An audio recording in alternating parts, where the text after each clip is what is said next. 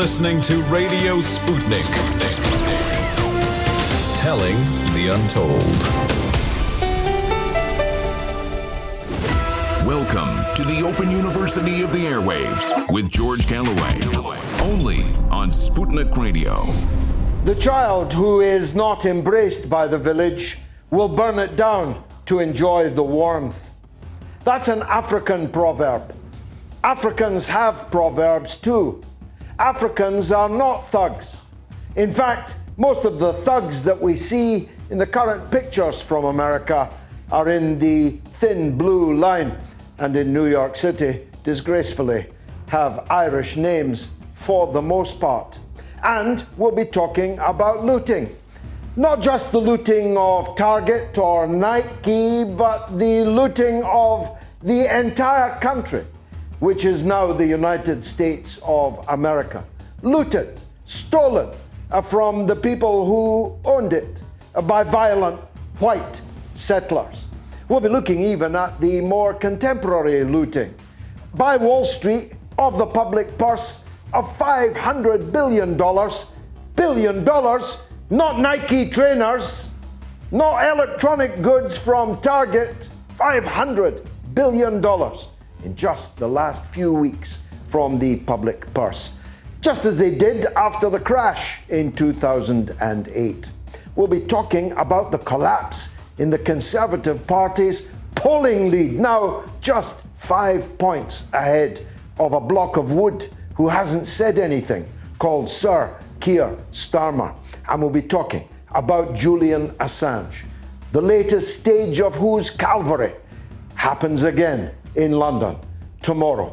Well, it always is, but I promise you, with Governor Jesse Ventura online and Professor Sir John Curtice online and Dr. Ranjeet on coronavirus on the show, this is going to be the mother of all talk shows. Radio Sputnik. We speak your language. The mother of all talk shows. The only education you can get for free.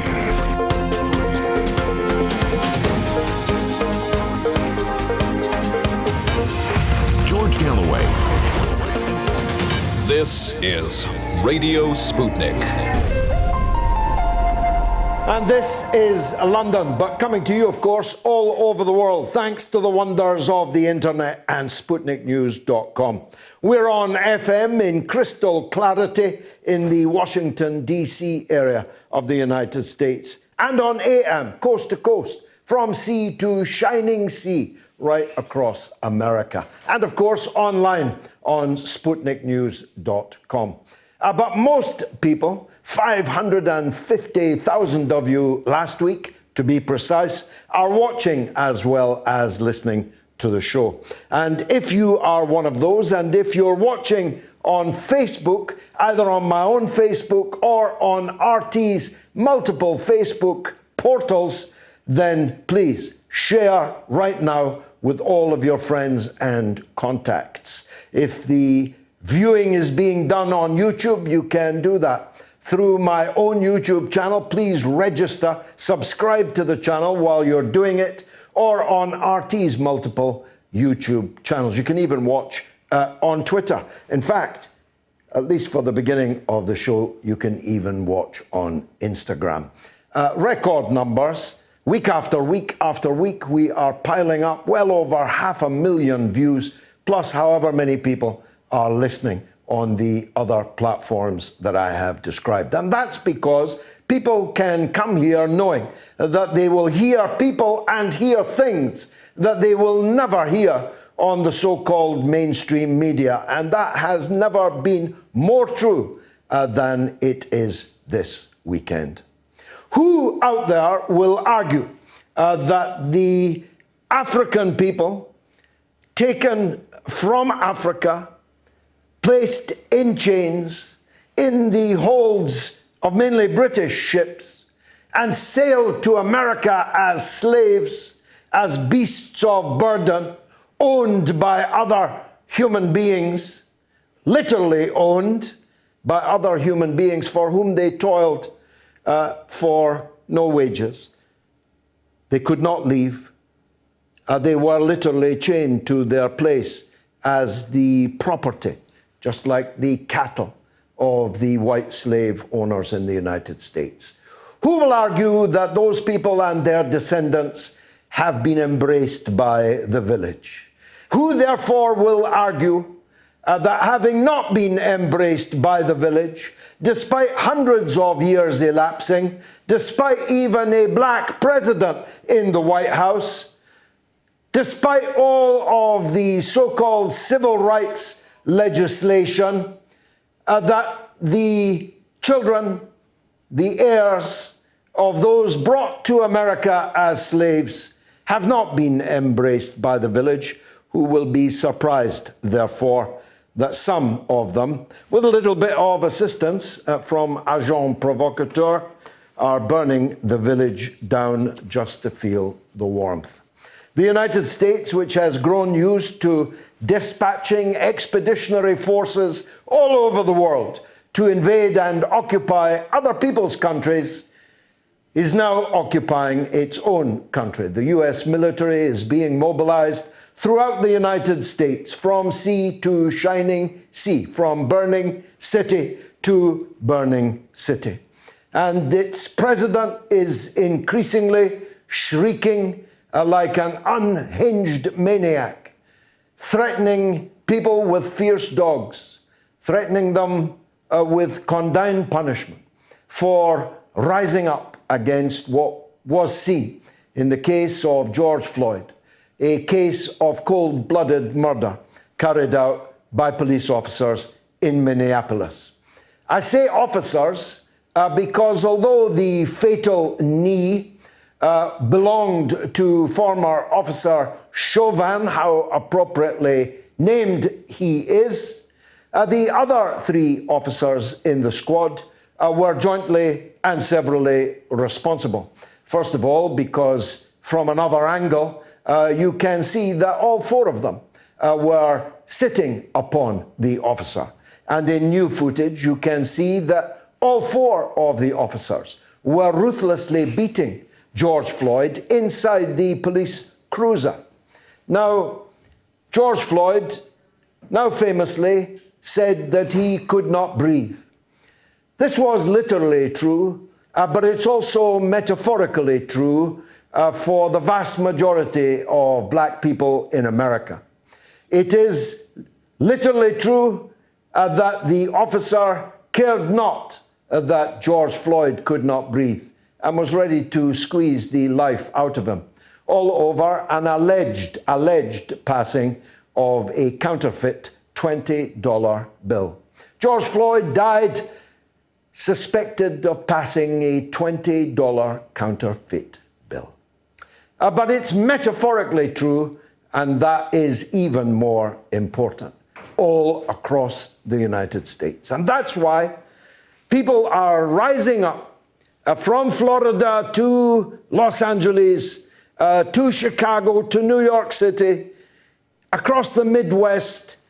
They're rising up against the systemic injustice being practiced not by Donald Trump. Some idiots seem to imagine that this all began under Donald Trump. In fact, this has been a systematic reality throughout the entire history of the United States of America. And the aforementioned Democratic president, Barack Obama, didn't only not address it, he made it far, far worse, along with his vice president, of course, the dummy, the struck dummy, Joe Biden, whose cowardice in this current conflagration will surely damn him in the eyes of anyone with a political brain on their shoulders.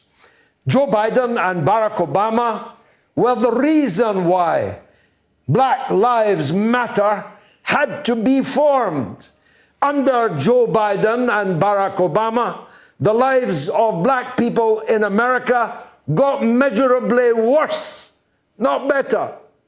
And so Donald Trump, who now protests that he He loves the African Americans as if they were animals in a zoo requiring his approbation, his petting, is only the man who inherited 3 years ago and a bit systematic racism, disadvantage, inequality, and injustice in their country. Now, I've said before, what happens inside the United States is a matter for the people of the United States. And I don't resile from that view. Of course, I have my side in the fight. But this is the same United States that has sent its soldiers, its Air Force, its Navy, all over the world, not just throughout 97% of its history as a state. Get your head around that one. 97% of the entire history of the United States of America has been spent at war somewhere or another. And the sending of armed force, lethal force, far greater than any force being unleashed on the streets of Los Angeles this evening, is still going on. Lethal force, either by proxy or directly, is being visited by the United States from Iran to Venezuela, in the waters of the South China Sea. In fact, in one of the greatest ironies in all history, as America was burning, literally, as America was burning, and cops were killing people on the streets of America, Donald Trump appeared in the Rose Garden to launch yet another series of punitive sanctions and other measures against China, the proximate cause of which was China's treatment of protesters in Hong Kong. You really couldn't make this situation up. And yet this country, this great, giant, otherwise warm-hearted country of people of great achievement and phenomenal ability and can-do spirit, the people with whom we allied and fought some of the Second World War, this country is being offered in November a choice between someone who's demonstrably barking mad and someone who is demonstrably in such cognitive decline that he can barely say his name, can't be allowed out for fear that he will forget who he is, what he's running for, or where he's currently standing. And that sums up the dilemma for the people of the United States. A choice between Joe Biden and Donald J. Trump. Unenviable, indeed. Of course, in politics, you can be riding high 1 minute, and the next minute you can be on the floor. There are decades when nothing happens, and there are weeks when decades happen. And in the last couple of weeks, decades appear to be happening on the British political front line. Only 2 weeks ago, Boris Johnson was riding over 50% support in the opinion polls, and Labour was 20 points behind. Labour elected a man so wooden the birds are trying to nest in him, who's said nothing, at least not until 5 days after events, on any of the great issues at home and abroad. And when he does, entirely misses the point, deliberately excludes the point. And yet that block of wood is now just 5 points, 4 points in some of the polls behind Boris Johnson. Boris Johnson has thrown it all away, and it isn't over yet. It's true that the government has 4.5 years of an 80-seat majority still to run. That's true. But that doesn't mean Boris Johnson has 4.5 years. The men in grey suits in the Conservative Party have not missed this cataclysmic collapse in Boris Johnson's authority and seeming ability to manage the deep crisis in which Britain now finds itself. A crisis of the coronavirus, yes, but also a crisis of the economy, a crisis of the legitimacy of the governing elite itself. We'll be talking to Professor Sir John Curtice, the king of all psephologists from Strathclyde University, about how this happened, how terminal it might be. Can Boris Johnson recover? Is Sir Keir Starmer sleepwalking into Downing Street? And if he is, what difference would it make? We'll be talking, of course, to the respected governor of Minnesota, Governor Jesse Ventura, who many of us hoped, still hope, pray even, will run himself as a third-party candidate against Trump and Biden at the presidential election in November. But whether or not he does, he's in a peerless, unique position to describe the situation in Minnesota, having been its honourable and respected governor, and now viewing it from outside. We'll be talking to Governor Ventura in the first hour of the show, right after Professor Sir John Curtice. Not many television programmes today had two guests of that calibre. We'll also be talking about Julian Assange, the latest stage of whose Calvary, whose crucifixion is taking place in London, as yet another legal attempt is made to take him out of the coronavirus hellhole, otherwise known as Belmarsh Prison. A gulag, if anyone ever saw one, on British territory, unlike the Guantanamo Bay, which the United States illegally maintains in somebody else's country, mainly described as Cuba. And we'll be talking at the third hour with the respected vascular surgeon and doctor, Ranjeet Brar, who, since the beginning of this coronavirus crisis, has talked us through the medical and medico-political and financial aspects of this story. And we're going to stick with our Moats Medic right to the end of this crisis. And I know that so many of you are interested always in what Dr. Ranjeet has to say. And I'll be asking him, because I speak as someone whose children will not be returning to school tomorrow. My children will not be returning to school until Jacob Rees-Mogg's children return to school.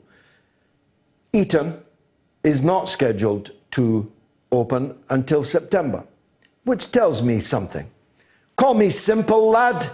I know I'm not educated, but I figure if it's not safe for the children of our rulers, then it ain't safe for my children either.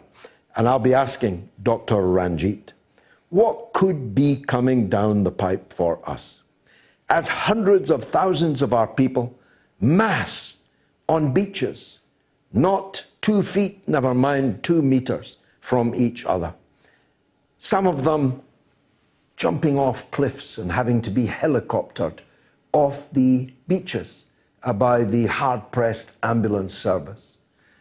Parks in poor areas of South London, parks like Primrose Hill in the richest areas in London are en masse, with no social distance, partying like it's 1999. Are we headed for a second wave? Seems that way to me. So stick with us. This is going to be, I promise you, the mother of all talk shows. The first poll is already up and running. Were the riots in the United States inevitable? A, yes. B, no. You can vote now on my Twitter feed at George Galloway. I'll be right back. 1 minute.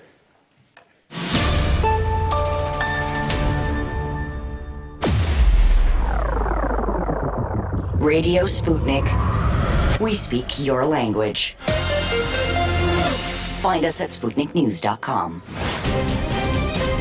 Tune in every Thursday to Loud and Clear with Brian Becker for the regular segment called Veterans for Peace, where we focus on the contemporary issues of war and peace that affect veterans, their families, the country, and the world as a whole. Veterans for Peace President Jerry Condon joins the show every Thursday. Hear about this and more every Thursday right here on Radio Sputnik. We are above all the latest developments, and we don't take any sides. Radio Sputnik, telling the untold. The mother of all talk shows, with George Galloway. The world is our classroom, and you're welcome to sit in and join the seminar. It must have been a Merry Christmas for Boris Johnson and his merry men. They were ensconced for 5 years with an 80-seat majority in Parliament. Their Brexit strategy endorsed by the country in a general election. Unassailable, as somebody once said of somebody else. And yet, within the last couple of weeks, that prospect has suddenly began to unravel. Who better to put the pieces together for us than the king of all psephologists and political scientists in Britain, Professor Sir John Curtice, Professor of Politics at Strathclyde University. Professor, thank you very much indeed for joining us. Just give us the raw picture, first of all, if you would. Why and how did it come to this in the opinion polls this weekend?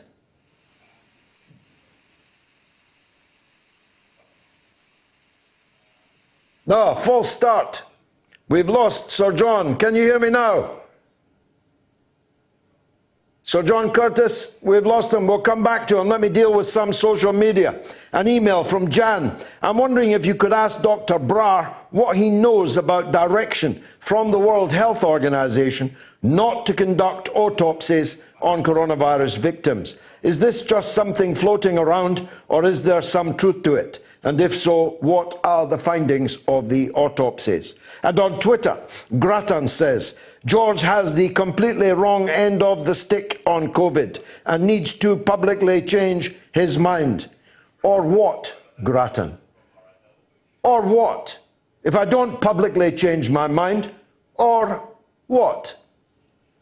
Martin says, why are there so many hypocrites running major countries, now including all the people that are aligned with them? When you were an MP, you said it straight and like it is, with an honest opinion. These days are temporarily lost, sadly. Thank you, Martin, for that. We've got Professor Sir John Curtice back on the line. John, forgive us if that was our fault. False start. But I asked you for the raw facts. What's happened to the standing of the Conservative Party and the Conservative Prime Minister in the latest opinion polls? Well, they were, of course, starting, little more than 4 weeks ago from a very high baseline. At that stage, we had opinion polls that, roughly speaking, were saying Conservative around 50%, Labour Party just above 30%. If you take the average of the 4 or 5 polls that have been conducted since the story about Dominic Cummings broke, just over a week ago, that lead is now down to about 5 points. So essentially there's been roughly a 7-point swing against the Conservatives to Labour's advantage over the course of the whole of May, most of which, though not all of it, has occurred in the course of the last week or so. So there is no doubt that so far as the Conservatives' popularity amongst the public in general is concerned, as measured by voting intentions, though of course we're not due to have another election for 4.5 years, the government has taken a very substantial hit. A swing of 4%, which is roughly what it's been in the last week. I mean, that actually is bigger than the short-term impact, at least, of Black Wednesday in September 1992, which is perhaps the last time when a government early on in its tenure suffered a dramatic reversal of fortune. Of course, there's no guarantee that will continue itself, and in that instance, the government was not starting from such a high baseline as now. But, I mean, however you look at it, the Conservatives have taken a very substantial hit, as indeed has the Prime Minister. Now, again, originally very, very high levels of satisfaction, not least when he was in hospital with coronavirus. But actually, ironically, since Boris Johnson has been back on the job, so his ratings have fallen. His ratings took quite a substantial tumble in the television broadcast that he gave, 3 weeks ago now on a Sunday evening, in which he announced the first easing of the lockdown. And it's taken a further tumble in the course of the last week or so, such that some opinion polls now suggest that maybe the more people are happy with how he's acting as Prime Minister, and certainly they're not, even if those polls that still show more people that are satisfied than dissatisfied, the majority is not that great. And intriguingly, that majority is not as great as you now get is if you ask how well you think Keir Starmer is doing his job, i.e. the new Labour opposition leader. So however you look at it, Cummingsgate has caused, certainly in the short run, the government a substantial electoral loss. We do not usually get movements of this scale, and Boris Johnson has certainly paid a substantial short-term price for deciding to hang on to his advisor. And the crucial question is whether or not it actually becomes part of a broader narrative about this government, which remains in the public memory for quite some considerable time.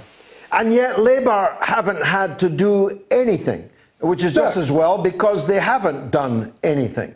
Keir Starmer is the most, how shall I put it, unenergetic leader of the opposition. Is he following Bonaparte's advice of never interrupting your enemy when he's making a mistake? That's certainly true in the last 10 days. I mean, essentially, the moment that we knew that the Conservatives were potentially in trouble on this issue was, and the opinion polling was showing, it wasn't just Labour voters who felt that Dominic Cummings should resign. It wasn't just those who voted Remain who thought that Dominic Cummings should resign, albeit both those groups very strongly felt he should. But as it were, you can say that's the case. Well, they would say that, wouldn't they? The crucial point was that even in the early polling, around a half of those who voted Conservative in 2019 were saying Dominic Cummings should go, and certainly a majority of them saying they thought he'd broken the rules. And equally, Leave voters, again, widely disbelieving Dominic Cummings. So the point was, therefore, this was something that was disturbing and upsetting that electoral coalition that brought Boris Johnson his majority of 80 back in December of last year.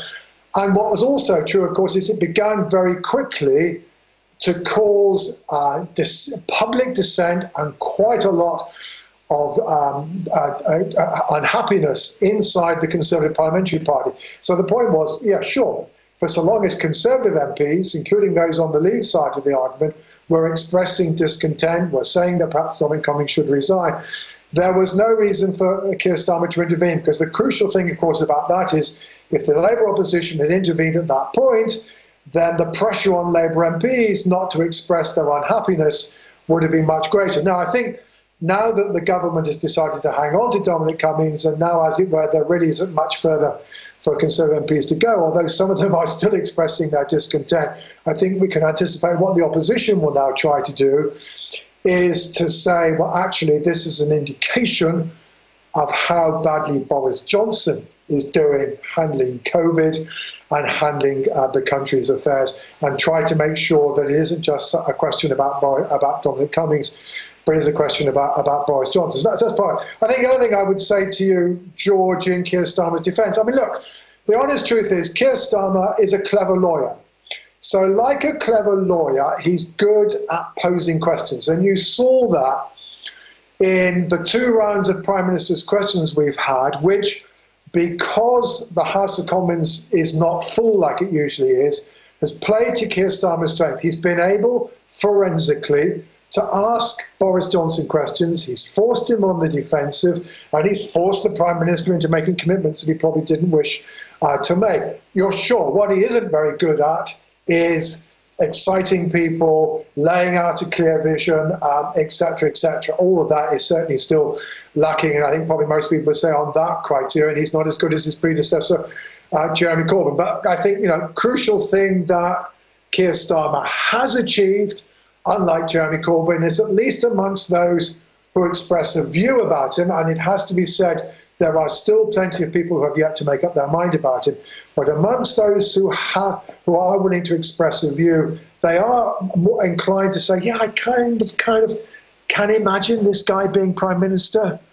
Whereas one of Jeremy Corbyn's problems is that he never really convinced the public that actually he was appropriate for that particular job. It's particularly surprising in that there are no real substantive differences between Keir Starmer's approach to the coronavirus crisis and the government's. Well, I'm not sure that's entirely correct, George. No, I mean, what is certainly true, the Labour Party has not been attacking the government ferociously. It's not been going too much over old ground about, why were so many people let into care homes, etc., etc. There's a good reason for that, because the truth is, at the end of the day, I think there's one thing that everybody is agreed on, whether you're on the far left or on the far right, whether you're an ardent Remainer or an ardent Leaver. You do hope that the number of people who die and who suffer serious morbidity from this virus is kept as low as possible. And we all have our fingers crossed that the scientists will either find some drug regimes that improve the prognosis for people and maybe discover a vaccine soon and one left. And that's something we all want. And to that extent, at least, because the government is fighting something or is trying to deal with something, though we all hope that the measures will succeed, there is a limit on where the opposition can go. What Labour Party has done, however, is it's been fairly persistently coming from a position of saying, you know what, I think, Prime Minister, maybe you're not being tough enough. That actually, the public consensus certainly broke down. Again, going back to Boris Johnson's televised speech of 3 weeks ago, that was the moment at which Keir Starmer kicked in and said, look, this isn't right, and Nicola Sturgeon said this was right. That was the moment when the temporary political truce broke down. And the Labour Party has been pretty persistently since saying we think you're going too far. And of course, that seems to be the mood of the public. The public have been tending to say, we're not quite sure we want to go back to work.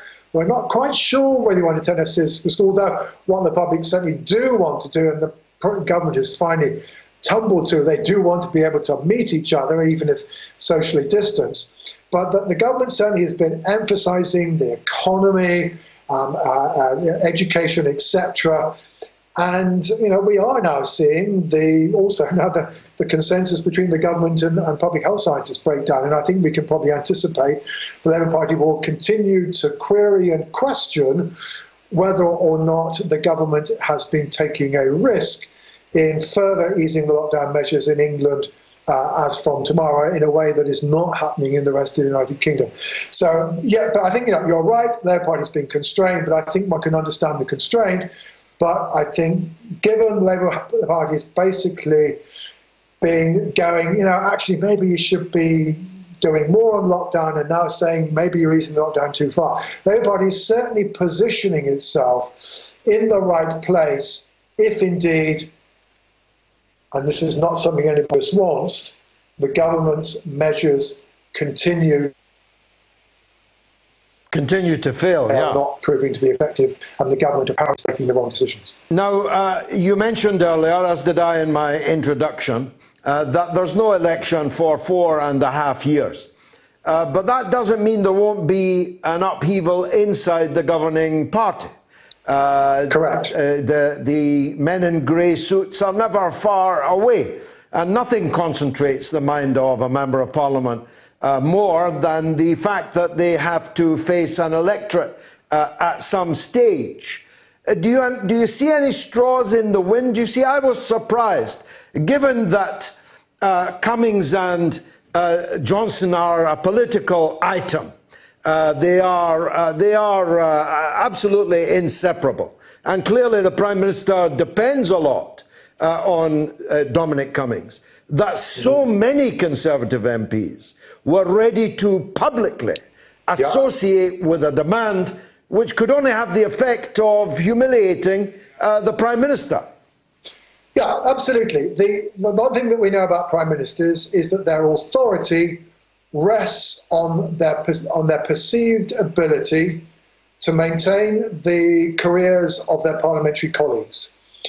And until, a fortnight ago, by that criterion, Boris Johnson was in a very strong position because he had managed, back in December, in a way that perhaps many people thought was going to be very difficult to achieve. He delivered an overall majority of 80, and in particular, he enabled a significant number of Conservative parliamentary candidates fighting the so-called Red Wall seats in the Midlands and the north of England, one seat away from Labour that perhaps they never ever expected to win. In those circumstances, a Prime Minister is in a strong position, and you could see how basically Tory MPs felt that he was able to walk on water.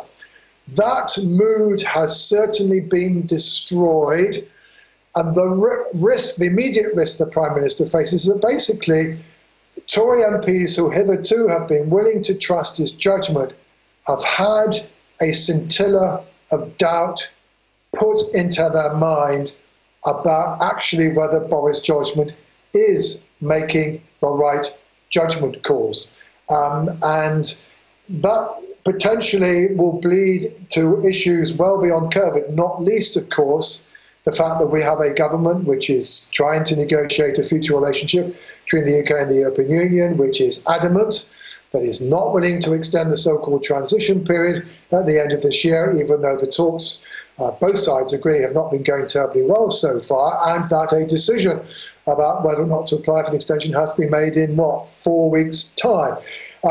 Now, that's going to be a very, very big call by the government.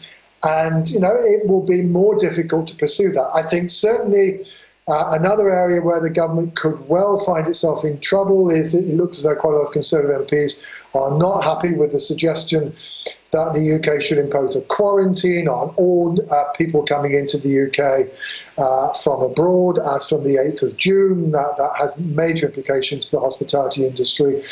There's clearly deep unease about that. And it would also be interesting to see what happens on Tuesday when the House of Commons comes back and is going to have to debate what to do about how it should hold its business.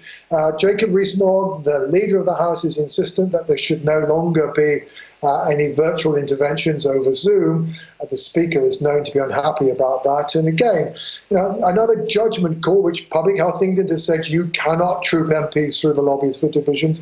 Another judgment call which is being questioned. So it'll be interesting to see. We do have some issues coming up in the next few weeks, and we will see whether or not Tory MPs still troop faithfully through the lobbies, or whether we begin to get the first signs of parliamentary dissent. And if that starts to happen, then that majority of 80 will no longer provide Boris Johnson with the ability to do anything that he wants in a way that hitherto it seemed to be the case. And lastly and briefly, alas, Professor, and I'm grateful for your time, has this crisis, the corona crisis, helped the separatist cause in Scotland or harmed it? On one level, you could argue, I do, I oppose that cause.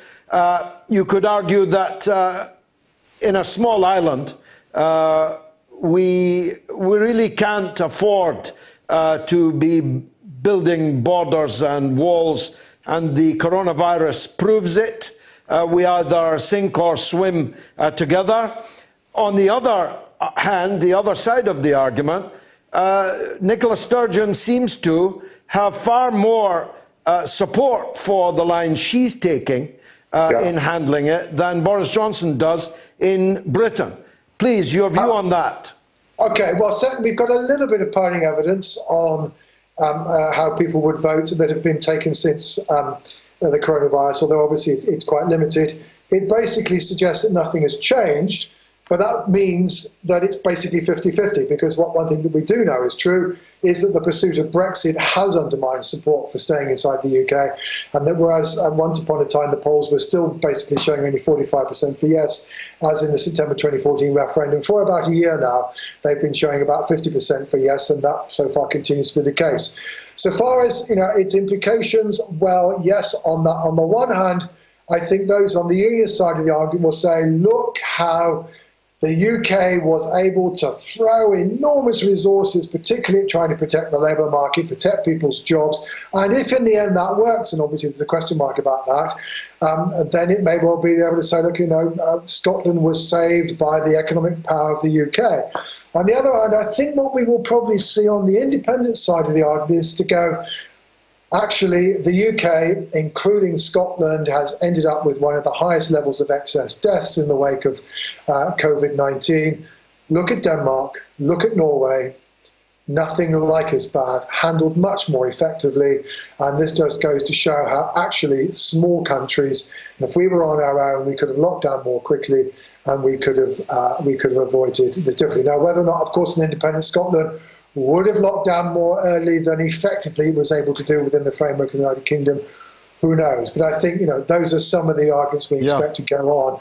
And in the end of the day, George, if you are a unionist, you will pursue the first argument. If you are a supporter of independence, you'll support the second. And we therefore shouldn't necessarily assume that COVID-19 will change that many people's minds.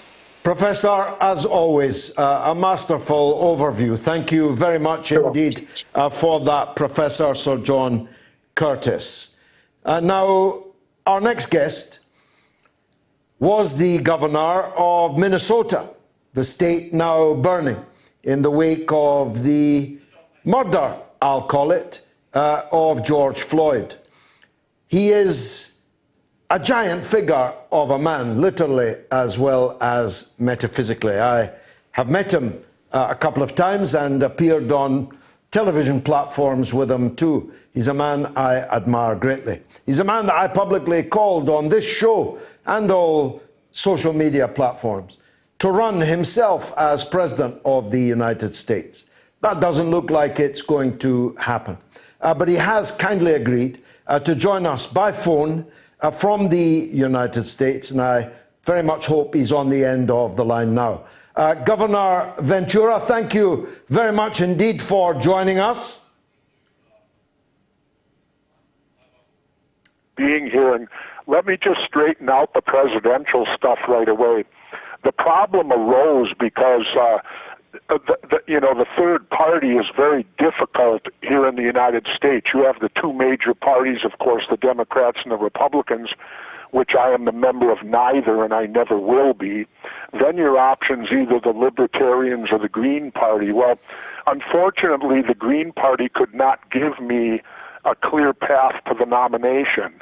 And so I would have had to lose my job, give up my health care in the time of a pandemic in which to try to run. And I just didn't at this time think that was a very good decision to make in my life, because I am 68 years old, so I'm the prime age, and my wife too, of the pandemic and all of that stuff. So I wasn't going to give up my health care and possibly my life to run for president. Well, of course, that makes you a mere stripling compared to the two elderly gentlemen who are going to battle it out. You'd be the young fellow, you'd be referred to as the young fellow in the race. I won't press you on that. I have no wish to embarrass you. Just know that there are many of us would dearly love to see you in the ring with those two aforementioned elderly gentlemen. Well, I would like to too. I'd love to debate both of them, but unfortunately the system we have here in the United States is controlled completely by those two parties. And really, I'll tell you this politically, the only way for the United States to get out of the mess they're in is to elect a third-party president, someone who's not part of these two parties, because that's what happened in Minnesota. See, they need a common enemy. and the third party they fear more than anything.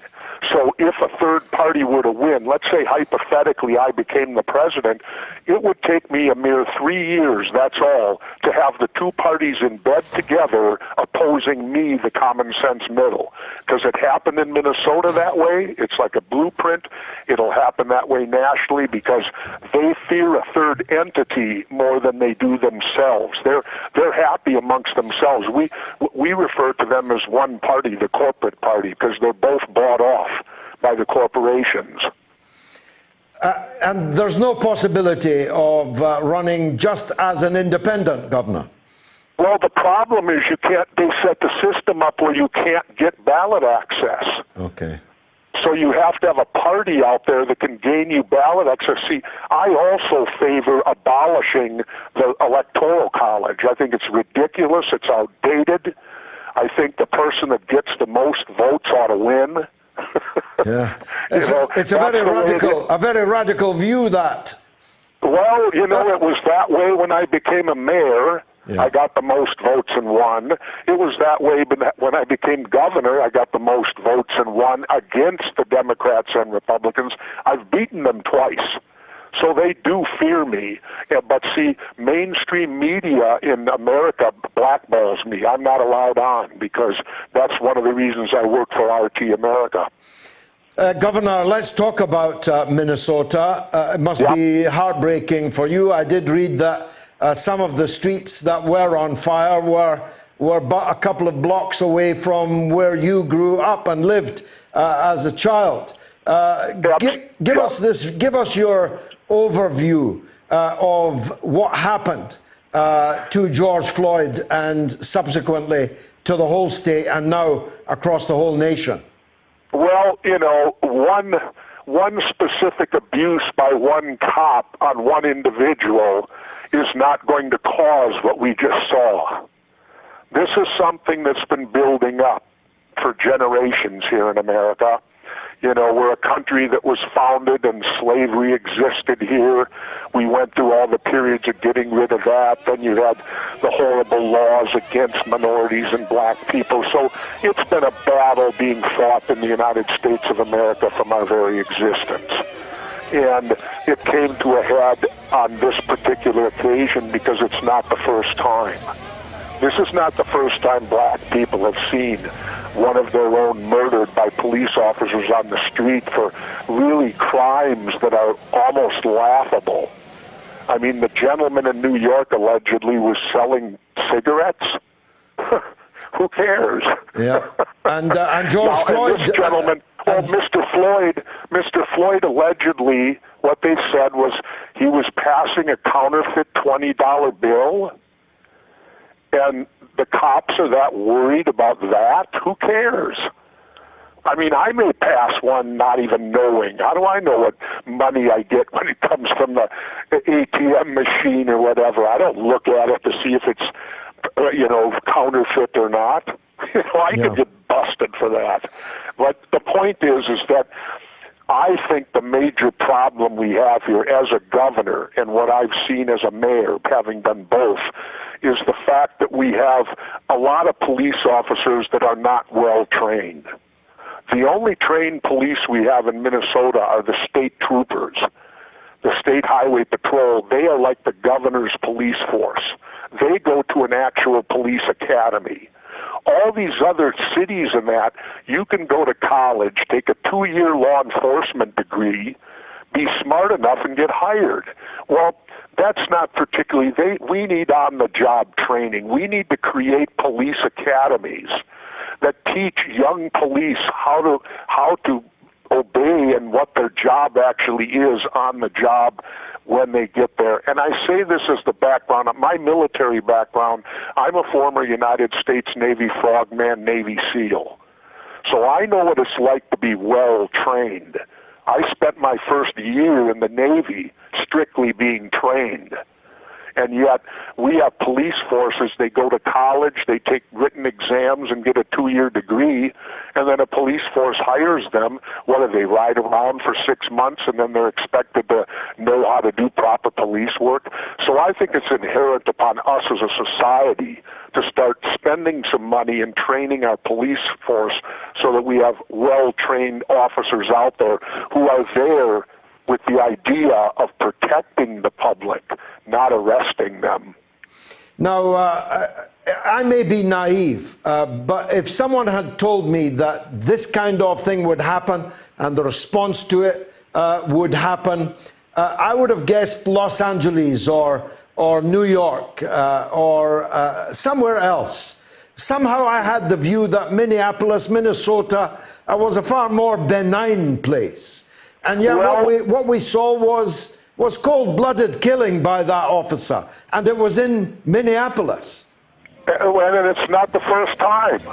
I mean, we had the young gentleman, Fernando Castillo, a couple years ago, was in his car with his girlfriend and his little baby and was shot at point-blank range 7 times by a police officer, and the guy got acquitted.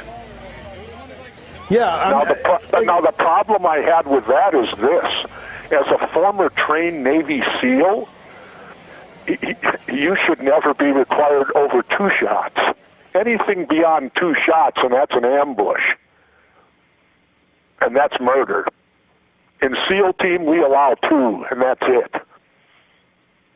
No, it's not. And I'm speaking there very harshly as a commando-type mentality, you know, which I had to have 50 years ago when I was a Vietnam veteran.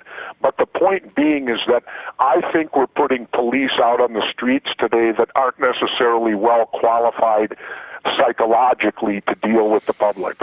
It's not just policing, though, of course, the proximate cause of all this is policing and the perception of American police officers as a kind of occupying force.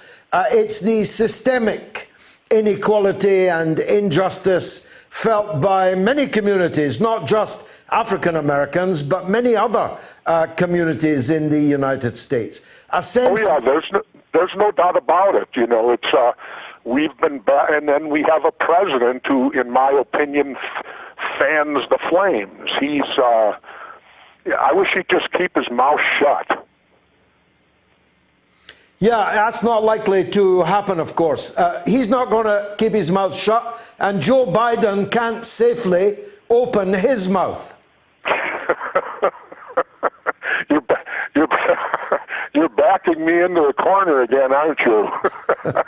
Well, I mean, that is the problem, isn't it? That yeah, it is. It truly is. These two people speak to no one or speak so much that, you know, one could only describe what comes out of their mouths in the most scatological terms. Well, then I'm going to fire a few shots back at you. Boris Johnson ain't exactly the best either. No, that's true. That's true. But he speaks Greek better than Donald Trump speaks English. But you're right. Neither of the 2 of them, 3 of them, are fit for purpose, which takes us back, I suppose, to our original discussion. How's the United States going to get on top of this? You've now mobilized your military inside your own country. Are they going to bring it to a close, or is it going to get worse? You know, let's look at what. Okay, here in Minneapolis, the murder took place on Monday. The protesting started right away Monday night. It went Tuesday, Wednesday, Thursday, where violence occurred. Buildings and material things were destroyed. Then, of course, the governor, they decided on the tactic they were going to use. They implemented it last night, and I can happily say they took back the city completely without any bloodshed. And I think that's the important thing to look at here now, is can they resume normal type life in the middle of the pandemic because don't forget we're dealing with that too, and return it. And so far, there's been no one has died. And I think we can look at that in and of itself as a positive. Plus, they took back the streets of Minneapolis, and you're right, that is right in the neighborhood I grew up in. I lived 18 years of my life 2 blocks from Lake Street, which Lake Street is that major street that you're all seeing on TV. So that is my neighborhood. I grew up there. So that's why it has extra meaning to me, and now it's been destroyed. And I'm all for protest and all that. I support the First Amendment, the right to protest. I protested in and out for many, many things, from way back Stop the Draft movement to things more modern today, the Equal Rights Amendment for women. So I'm a big believer in protesting, but I'm not a big believer you cross the line when you start violating other people's rights by destroying property and by putting people in danger. And then, of course, and then as an elected official, you have to remember, all elected officials, their major #1 priority is general public safety. So therefore, that has to reign as #1 above everything else. And it's a difficult spot to be a governor or a mayor and have to balance those decisions and choose one over the other. But unfortunately, you have to. And at the end of the night, the best thing I can say is, if you can look into the mirror and look at yourself eye to eye and feel comfortable, then you've made the right decision. Finally, Governor, and I'm grateful for your time indeed, the peculiar coincidence of President Trump in the Rose Garden employing a new set of sanctions against China because of its treatment of protesters in Hong Kong was a bizarre mirror image of what was happening that very minute in his own country. I've got to tell you from outside, it seems to most of us that the United States has so many of its own deep-seated problems, and God bless you, we hope you solve them. Is this not a time when the United States should stop telling the Russians what to do, the Chinese what to do, the Venezuelans what to do, and actually concentrate on the horrendous problems that exist in your own country? I couldn't agree with you more wholeheartedly. That would have been the essence of my campaign if I had run. My whole thing was, we got enough problems of our own. I don't care what's happening. In fact, I will tell you my position and make you do your homework. I follow the teachings of Major General Smedley Butler. I don't know if you know of him. I don't, forgive me. Well, he served 100 years ago, United States Marine. He didn't win 1 Congressional Medal of Honor, he won 2. And Smedley Butler, here's what I believe in what he said. If I became president, we would we would shut down all our bases throughout the world.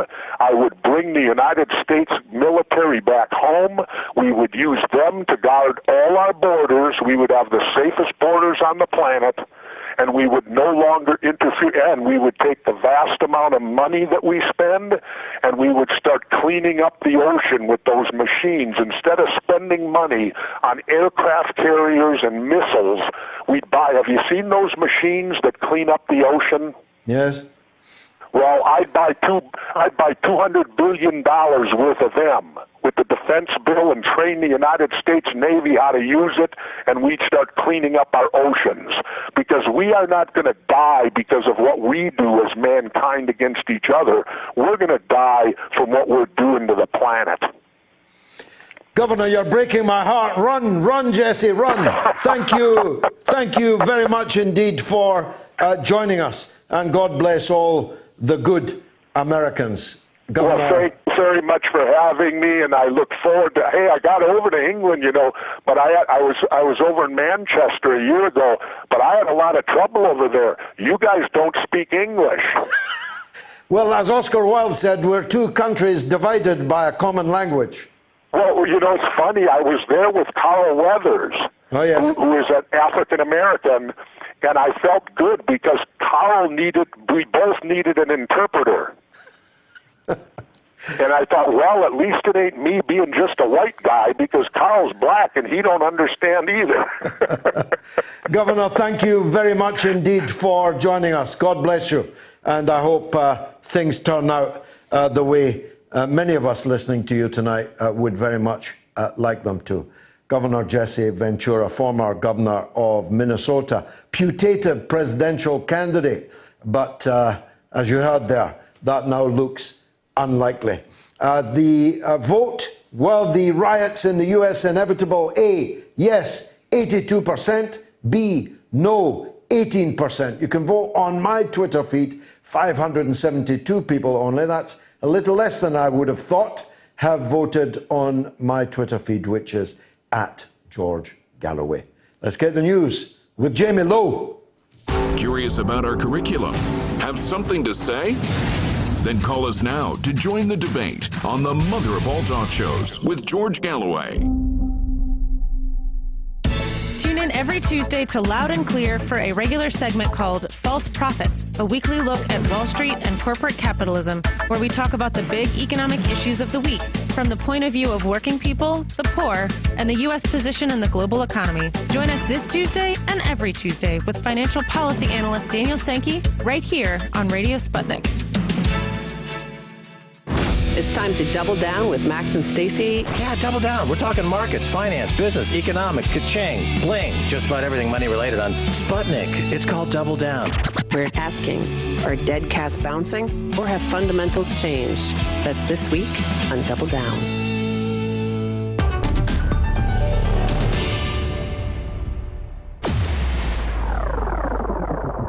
Radio Sputnik. We speak your language. Find us at SputnikNews.com.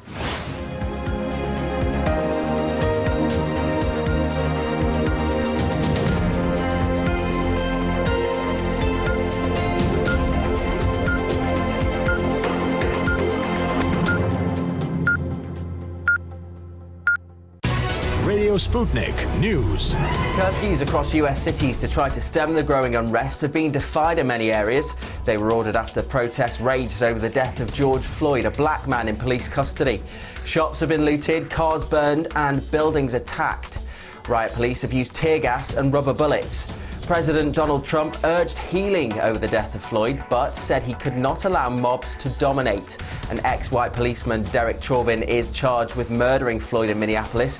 Chauvin is due to appear in court tomorrow. In video footage, Chauvin can be seen to be kneeling on Floyd's neck for several minutes as Floyd repeatedly says that he is unable to breathe.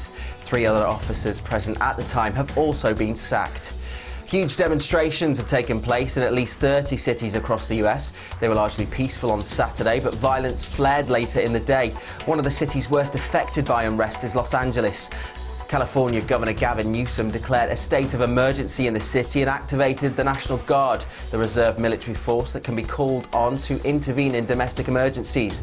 Numerous shops have been looted, including the famous retail avenues Melrose and Fairfax. Hundreds of arrests have been made. Thousands of people today gathered across central London to protest against the killing of Floyd by police in Minneapolis. They held up signs saying justice for George Floyd. They also held up placards saying racism has no place and I can't breathe, a reference to Floyd's words during his arrest. Some protesters appeared to be breaking lockdown rules, not staying 2 meters apart. The protests were held at Trafalgar Square and outside the US Embassy in Battersea. US astronauts Doug Hurley and Bob Behnken have docked with the International Space Station. Their Dragon capsule, supplied and operated by Elon Musk's SpaceX company, edged them into port on the high-flying Labs bow section. The men will have to wait for leak and pressure checks to be completed before they can disembark and join the Russian and American crew already on the station. Hurley and Behnken launched from Florida on Saturday. It was the first time since the retirement of the shuttles 9 years ago that the US Space Agency has sent up astronauts from home soil, and the first by a private company. The number of coronavirus fatalities in Brazil has risen by almost 1,000 in a day, making the country's overall death toll the fourth highest in the world. Its figure of 28,834 has now surpassed France, and only the US, the UK and Italy have recorded more deaths. President Bolsonaro has constantly played down the outbreak, although the country has the world's second highest number of cases. He's criticised state lockdowns for harming Brazil's economy and jobs. Brazil's health ministry say the past 24 hours has seen 956 new deaths. Mining giant Rio Tinto has apologised for blowing up 46,000-year-old Aboriginal caves in Western Australia, dating back to the last ice age. The Juukan Gorge caves in the Pilbara region were destroyed last Sunday as Rio Tinto expanded an iron ore project agreed with authorities. Many prehistoric artefacts have been found at the remote heritage site. A beautiful and remarkably well-preserved mosaic floor from ancient Rome has been discovered by archaeologists in northern Italy. The stunning discovery made in the township of Negra, north of Verona, comes almost a century after the remains of an ancient villa were found on the site. Pictures of the floor posted by the town's officials show its intricate patterns and colourful detail, much of which has been preserved perfectly through centuries. The floor was buried underneath a vineyard in the hilly region, according to officials. And finally, a pigeon suspected of being trained to spy by Pakistan has been captured in India along one of the world's most contested borders, Indian officials have said. They claim the bird was carrying a coded message and was caught by villagers in Manyari along the border which separates Indian and Pakistan-controlled parts of Kashmir. Security agencies are apparently trying to decipher the message. A local police senior superintendent said the villagers gave the pigeon to police on Sunday after it flew into a woman's house from Pakistan. The fate of the pigeon is currently unknown, and that's the latest here on Sputnik News. I'm Jamie Lowe.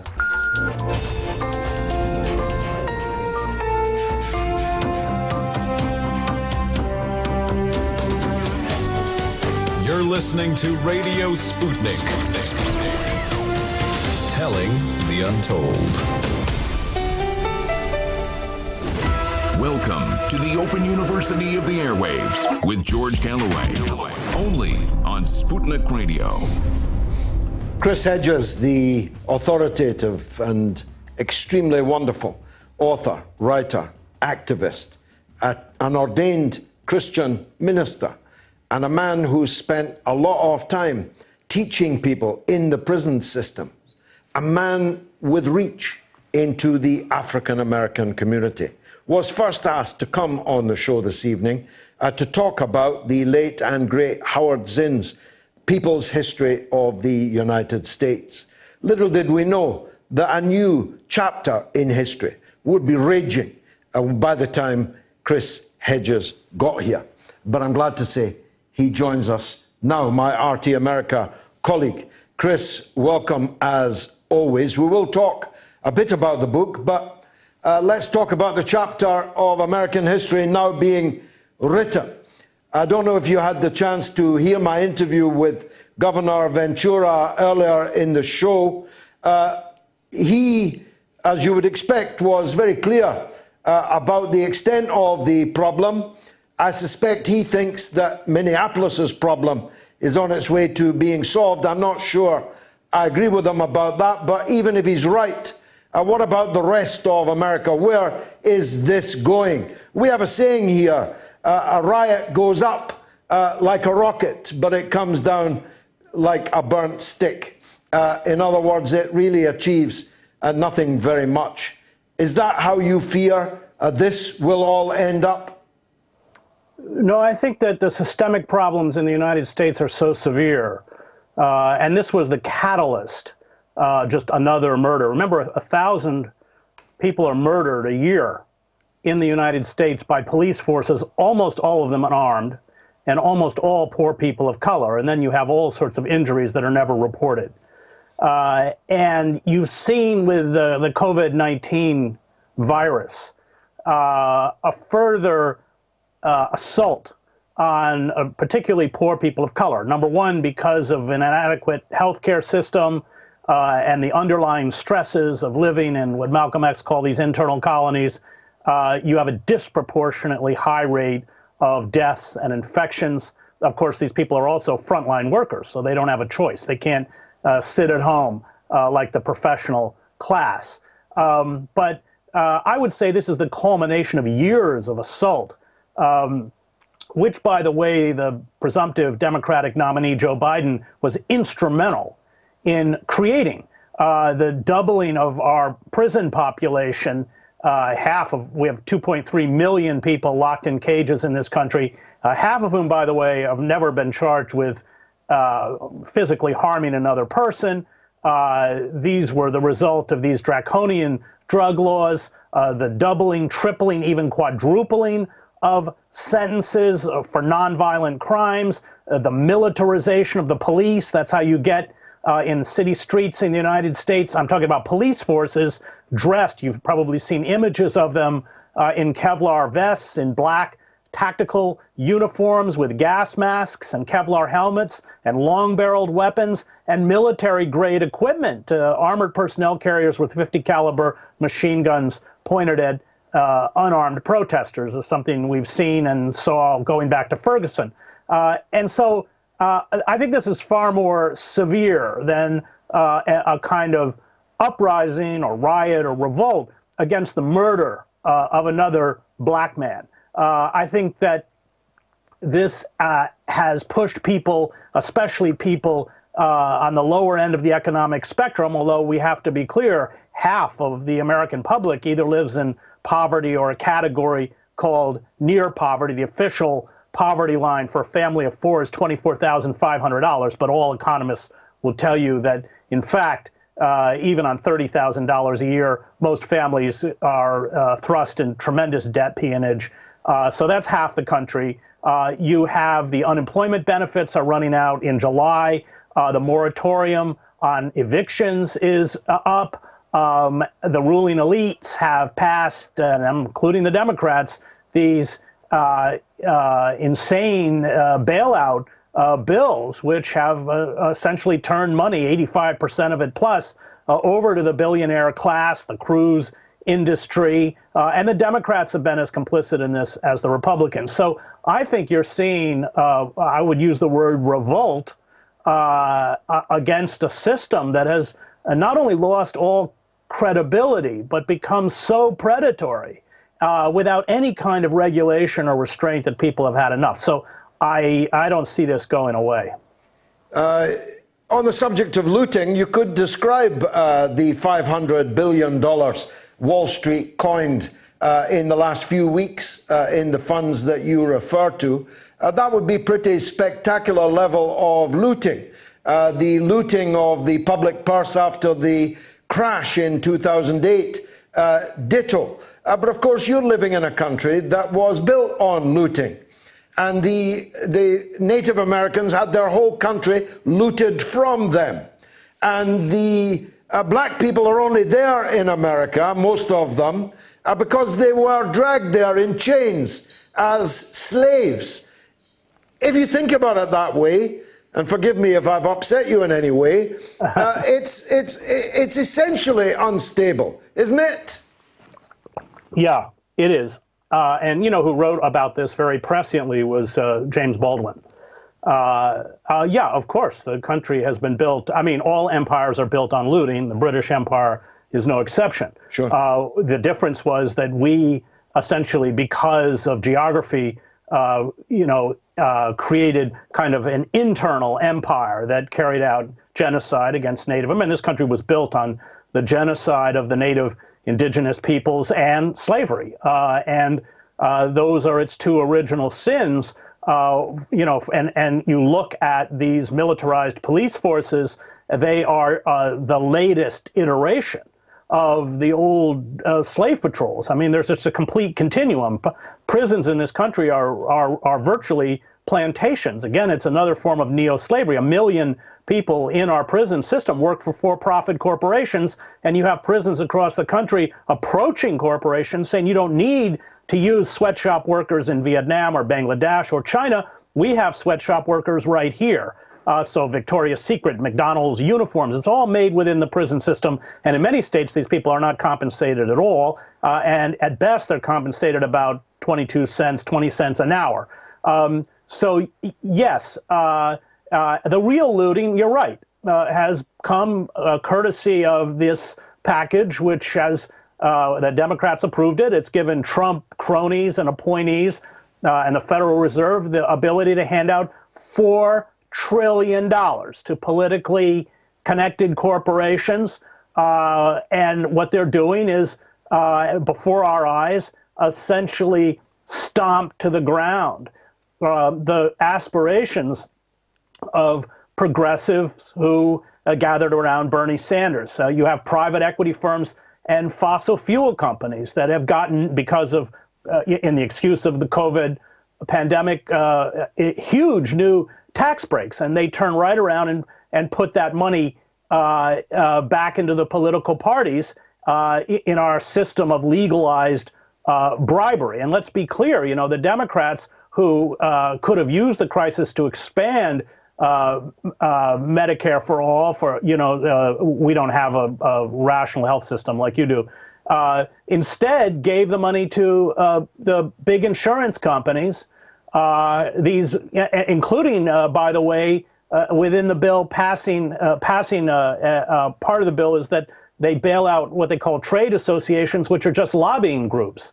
And the political action committees of these lobbying groups have given over $191 million of campaign cash to lawmakers in the past 2 decades. So I think what you're seeing is the final delegitimization of the state itself and a popular response.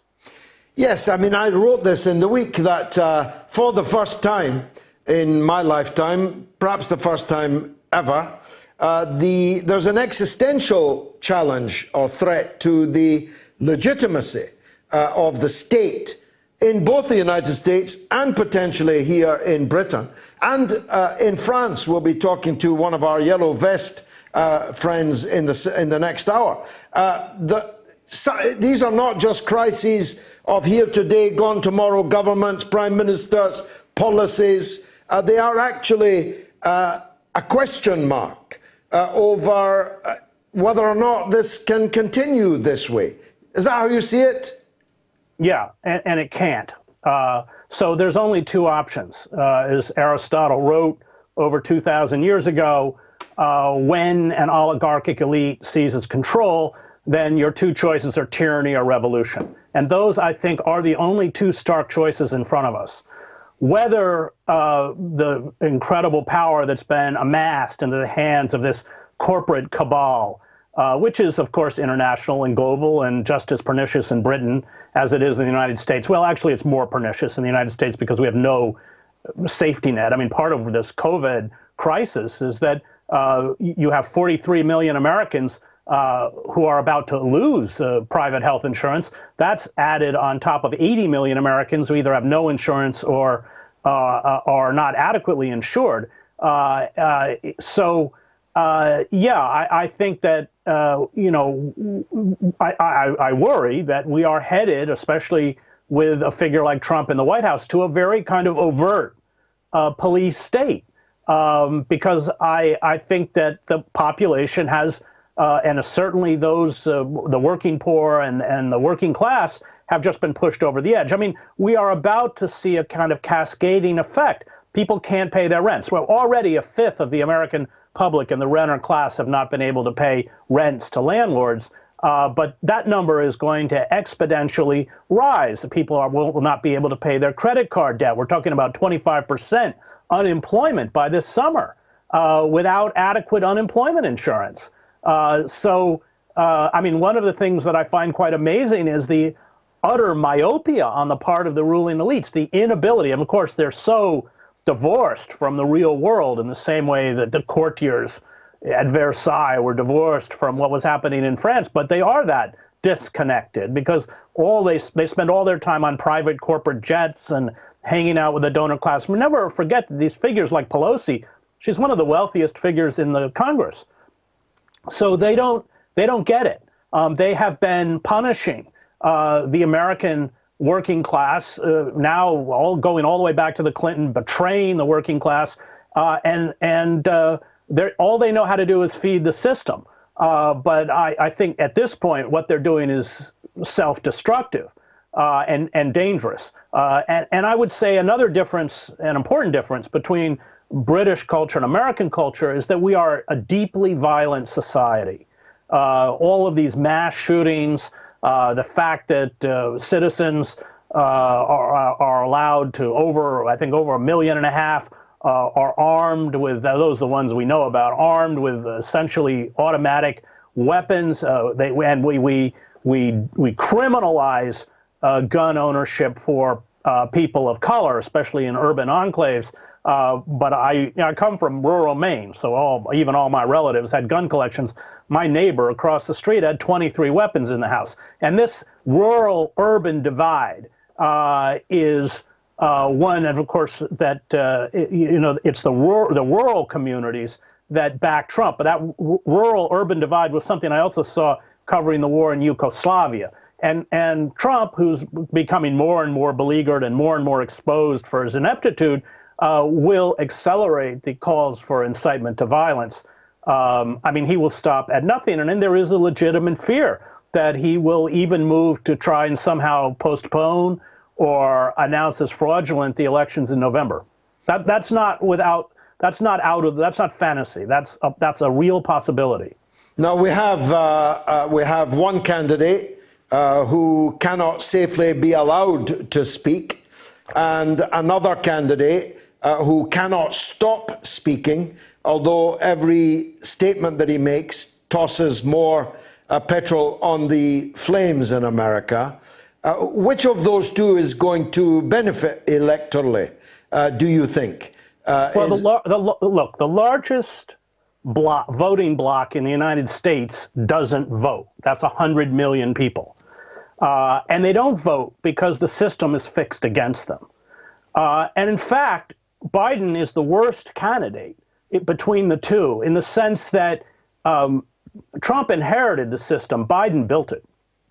Half of my students wouldn't be in prison but for Biden.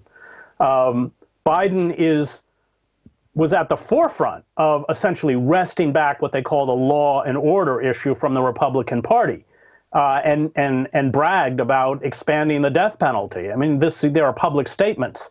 So Biden has been a segregationist. He was against busing. He's awful. And given the kind of pain and suffering that has been visited, especially on poor people of color, it's so insulting to somehow say that they have to support the candidacy of one of the principal architects of deindustrialization, militarized police, mass incarceration, and the rewriting of the laws to terrorize poor people, largely for drug offenses. This was all Biden. And so I think it shows how the system is seizing up. The system is unable to respond. It responds to its own needs and the further consolidation of both power and wealth by this corporate cabal that has carried out a corporate coup d'etat in slow motion. But it's not responding to the public, even in the midst of both the pandemic and now the social unrest that's sweeping across the country. And that's very frightening because it's out of control. Who's worse? I mean, we personalize our elections, but of course, the institutional, the structural edifice that has been built is the one that perpetuates both the police violence and the economic consolidation of wealth by a tiny elite. They talk about the 1%, but 0.1% controlled 20% of the wealth in the United States. And now we have watched with the pandemic, Jeff Bezos, the owner of Amazon, the richest man in the world. Amazon paid no federal taxes last year. In fact, it got a rebate. These people are using the crisis to rake it in. I think the billionaire class has increased their own wealth by over $400 billion. So it has all of the hallmarks. You go back and read Crane Brinton's Anatomy of a Revolution. It has all of the hallmarks of a revolutionary or pre-revolutionary system. Now that can be crushed with militarized police and wholesale surveillance, and we've already, especially for the poor, revoked due process and habeas corpus. But I think that's where we're at. I would not describe this as riots over the killing of the murder by police of black man in and of itself. I think there was just one killing too many, and people finally said, you know, and there is a complete understanding. I know because I teach in the prison. They understand that it's the system. It's not Trump or Biden or, you know, a particular political figure. Chris Hedges, we're going to have to talk about the book another time because your discourse on what's happening right now was so fascinating. Please forgive me for that and come back, if you will, another time to discuss Howard Zinn's wonderful book, A People's History of It is, and I taught it in the prison. Yeah, I know that you taught it in prison. That's one of the reasons why it's so germane to this. Thank you, Chris, Thanks, very George. much indeed for joining us. Let me take a 40-second break just to have a mouthful of tea. Radio Sputnik. Tune in every Wednesday to Loud and Clear with Brian Becker and John Kiriakou for a regular segment called Beyond Nuclear, where Brian and John discuss nuclear issues, including weapons, energy, waste, and the future of nuclear technology in the United States with Kevin Camps, the radioactive waste watchdog at the organization Beyond Nuclear. Listen on Wednesdays right here on Radio Sputnik. Want to talk? Get in touch with us at radio@sputniknews.com. Well, the riots in the U.S. inevitable? A, yes, 78%. B, no, 22%. You've still got half an hour or more to vote on that on my Twitter feed at George Galloway. Now, this was the week that was. I look back at 7 days in history that shaped and often distorted our world. And the first one is of some personal importance to me. It was on this day, exactly 10 years ago, that Israeli commandos attacked a flotilla of 6 ships trying to break the siege of Gaza. 9 campaigners were killed on the lead boat, the Mavi Marmara, and another one died later of his wounds. Several of my friends were aboard, and some of them were killed. And the funerals of many of those who were killed, I attended in Turkey after the event. One of my closest colleagues at that time, closest friends at that time, was on board the Mavi Marmara and representing me on the Mavi Marmara. I myself was giving a lecture in Dallas, Texas, of all places, when the news of the attack on the Turkish ship was announced. I will never forget a place I always find extremely depressing anyway, given what happened in Dallas, Texas in 1963. The news that came through while I was on the platform will forever be with me. No justice was ever administered. No compensation from the killers of the 10 Turkish people on board the ship was ever made, and the psychological scars on the rest of the people on board that ship who were not killed, even those who were not wounded, was considerable. And they all ended up in a prison camp, an Israeli prison camp, I think near Ashdod, in the immediate aftermath. It's also the 99th anniversary, this is particularly germane to today's events, of the Tulsa race riots, when white vigilantes killed 300 black Oklahomans, also setting fire to dozens of black-owned businesses. Not a lot has changed there in a century, as the ongoing events in Minnesota show. On a lighter note, this day in 1977 was when the BBC banned the new single by the Sex Pistols, God Save the Queen, saying it's in gross bad taste. Well, it's not a very good national anthem, but I wouldn't necessarily describe it, unless you're Scottish, the crushing of whom is celebrated in the song. I wouldn't necessarily say it's in gross bad taste. It is our national anthem. Oh, sorry, he's talking about the Sex Pistols. And the resultant publicity about the banning, of course, rocketed sales. In this week, in 2001, the heir to the throne of the Himalayan kingdom of Nepal massacred the entire royal family before turning the gun on himself. Apparently, Crown Prince Dipendra allegedly had a dispute with his mother over his choice of bride. On June the 1st in 1979, Rhodesia formally ended almost 90 years of white minority rule. In the absence of any official ceremony, crowds of revelers, mainly black, gathered in the streets of Salisbury and surrounding townships at midnight to mark the change. Zimbabwe had been born, as of course had Harare, which is the name of the capital now. This week in 1953, Queen Elizabeth was crowned at Westminster Abbey. English football teams were also banned at this time from playing in Europe indefinitely in 1985 after the riot at Brussels' Heysel Stadium, in which 39 people died. And it was in this week, on June the 4th, 1940, that one of the most daring and monumental events in all of history ended when the last of more than 300,000 British soldiers were evacuated from the beaches of Dunkirk.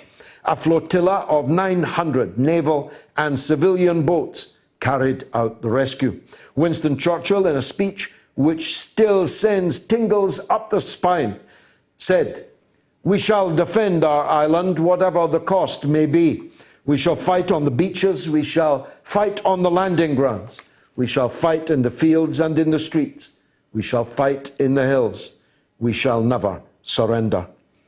In my novel, Queensway, I suppose counterfactually that actually the Nazis made it across the Channel because Dunkirk failed, and that left hundreds of thousands of British prisoners of war in France who could not safely be allowed to come back to England. So insecure was the Nazi occupation of England, at least in the beginning. And in its sequel, which I'm writing now, called Black Lake, you'll find that some of these prisoners made it over the wall. In this week, in 1967, Israel launched the attack on Egypt, which became known as the Six-Day War. At the end of it, Israel had seized Gaza and the Sinai Peninsula from Egypt in the south and the Golan Heights from Syria in the north. We're still bearing the cost to this day. In 1972, the Hitler-supporting former king, Edward, was buried near Windsor Castle. He had had to step down, not for his fascist allegiances, but because he wanted to marry an American divorcee, Wallace Simpson. Few tears were shed.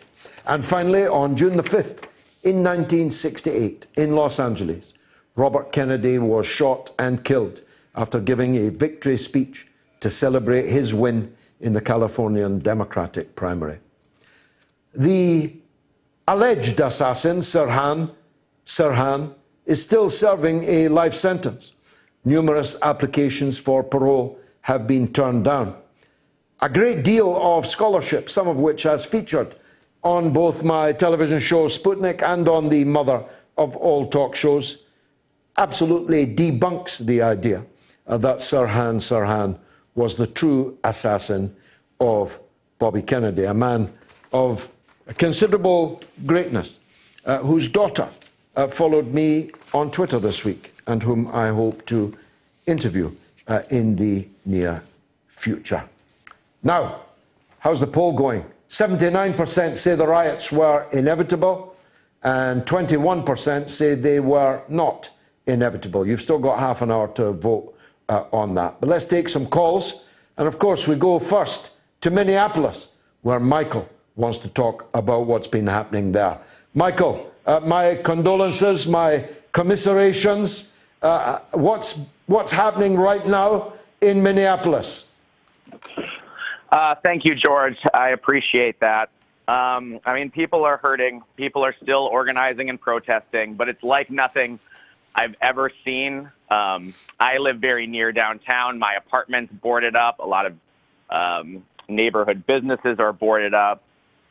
People are increasingly angry. The protests, there was some looting the first couple nights, but the police showed a lot of restraint at that time. However, as the week has worn on, the police has become more and more aggressive, and we're seeing a lot more injuries and even deaths across the country and in Minneapolis. It's sort of a terrible situation. I want to speak to, before I forget, the comment you made about Minneapolis seeming like a benign place. Now, one thing you'll know if you live in the United States is that news only occurs on the coast.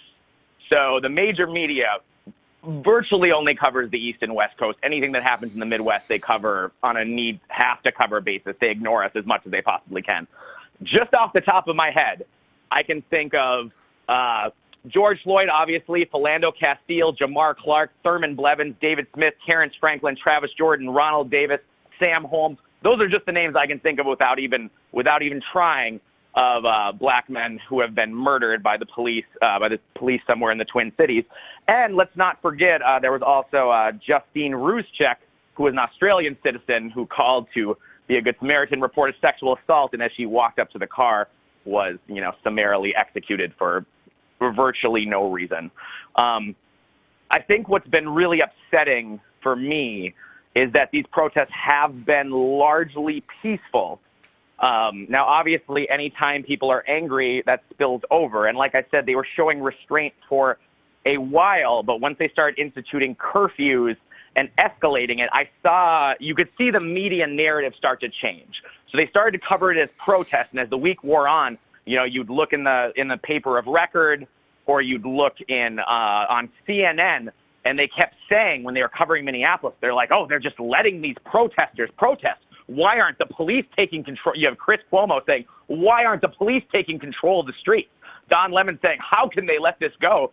And I feel like there was a media narrative to sort of give police and the National Guard the A-OK to say, okay, you can brutalize the protesters now. It's going to be all right. If you'll notice, just a couple weeks ago, we had, I haven't seen any, just a couple of weeks ago, we had people with assault rifles marching on the Michigan Capitol. Yeah, they took over the building. We have to open it up. They took over the building, and they were protesting because they couldn't get a haircut. Yes. Yeah, you hit the nail on the head, George. And none of them were injured. None of them were attacked. There weren't any deaths. Whereas now in these protests, they're sending the message. They're even attacking journalists. That poor woman, I think her last name was Lauren Tirado, had her eye shot out. She's now blind. She's now blind from a rubber bullet in her left eye, I think. Yeah. Yes, she is. And what's even more alarming is once they sent the National Guard out the last couple of nights to enforce the curfew. I don't know if you've seen the video, but some people in a very quiet street in South Minneapolis were sitting on their porch, and the police the guard started screaming, "Get inside, get inside!" and they started lighting up the porch with rubber bullets.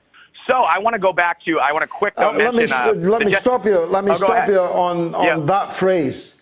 You see, that was the most chilling thing of all for me. These were American National Guardsmen firing at American citizens on their own property and using the very words that, thanks to Julian Assange and WikiLeaks, we know the controller of the helicopter gunships in Baghdad, the very words, light them up, by which he meant eviscerate, incinerate human beings. Light them up was what the controller told the machine gun men on board those helicopters. And this is the language of National Guardsmen in Minneapolis. Last word to you, Michael. It's exactly that. They're totally unwilling. I think the other thing that's really alarming and stoked the protest in the beginning part is that the mayor of Minneapolis called for all 4 officers to be arrested. It took 4 days to arrest one of them. The others are not arrested. The police chief won't do it. He will not arrest these men. And to go back, I want to just quick on what Governor Ventura said. He says, they need better training. Well, the truth is, since 9/11 happened, there was all this leftover military in the run-up to the big wars. There was all this leftover military equipment, which was seized by local militaries all over the country. So they have tanks. They look like, again, you said you just said it yourself. It's like they were invading their own country. Well, they have the equipment to do it, and many of them are trained by former military personnel also. And the last thing, you should have taken my call last week, because then I would have given you something for your Jesse Ventura interview. I have it on good authority that Jesse Ventura on June 2nd, in a couple days, is having a meeting with several prominent people, including a billionaire environmentalist, who are talking about funding his campaign. So I think he was playing possum with you a little bit, George. I think I would watch for what comes out of that meeting this week. But obviously, my main concern is that my city is burning and hurting, and people are protesting. And let's hope you're right about that, Michael. I need to press on. Wonderful to hear from you again. Sophia is in Kent. We need to hear from her. Sophia, go ahead, please. Hi, George. Hi. How are you doing? I'm good, thanks. Look, that was a great call, your last call from Michael. I just want to firstly say, rest in peace, George Floyd, and prayers to his family and friends. Amen. How can you watch that video and not weep? That was cold-blooded murder. Yep. I'm haunted. I'm absolutely haunted by the videos we've seen of the slaughtering of African Americans by the police over the last few years. And that's not to say that racism has got worse. It's just getting filmed. And that's a great quote. That's from Will Smith, you know. That's right, yeah. Racism's not getting worse, it's getting filmed. It's absolutely true. Exactly. And, there's rarely any justice. Usually the officers are acquitted, and then people become hashtags, and it's almost forgotten about. So really what I'm saying is I'm pleading with everyone is to get involved if they can, safely. You don't necessarily have to march, even if it's donating to causes, because the revolution's not getting televised. As Michael said, the narrative's already changed in the mainstream media. They're showing lootings, they're showing shops burnt out, which of course is happening. But goodness me, thank God for social media, because what you're seeing is class solidarity. You're seeing people come together, set up mutual aid stations, setting up food stations, praying together, dancing together, sharing stories, having minutes of silence, and are still being brutally attacked by the police. We must all stand in solidarity with them, and do not get fooled by the liberals and the elites telling you that there's some outside agitators. They've already blamed the Russians. They've wheeled out prominent, famous black celebrities telling people to go home and vote. Who are they going to go home and vote for? I mean, Biden's not going to help their situation. Well, Biden helped to create the situation they're in. He was one of the architects of the situation. But the point I made right at the beginning of the show, Sophia, the child who is not embraced by the village will burn the village down just to feel its warmth. It's an African proverb, and therefore it ought to be able to cross the ocean, as the Africans were forced to do, and be understood in America, surely. Well, that's it. And look, and I just want to say as well that it's very easy for us to point the finger, but here in the UK, if you are black, I think you're more likely to be stopped by cops for a stop and search, 9 times more likely than the white person. The Windrush scandal, Grenfell Tower, recent witch hunt against black activists by our so-called Social Democratic Party. They've been kicked. And can I just mention as well, the Labour Leagues. We have the first female black MP crying in a toilet. It's not been addressed. Nothing's been done about it. So they're empty platitudes on Facebook. I mean, Keir Starmer, like you say, the wooden plank, is a week behind with the news on everything else. How dare he say anything about it? Well, Biden famously plagiarized Neil Kinnock. What Keir Starmer's doing is plagiarizing Joe Biden. And by plagiarizing, I mean he's really saying nothing at all. Sophia in Kent, thanks for that wonderful, heartfelt call. I need a 1-minute break to change my battery, apparently. You didn't know I ran on battery, did you? Radio Sputnik. Tune in every Tuesday to Loud and Clear for a regular segment called False Profits, a weekly look at Wall Street and corporate capitalism, where we talk about the big economic issues of the week from the point of view of working people, the poor, and the U.S. position in the global economy. Join us this Tuesday and every Tuesday with financial policy analyst Daniel Sankey right here on Radio Sputnik. Want to talk? Get in touch with us at radio@sputniknews.com. We are talking 24 hours a day, 7 days a week. You are listening. We give you the most essential out of the endless information space. Radio Sputnik, telling the untold.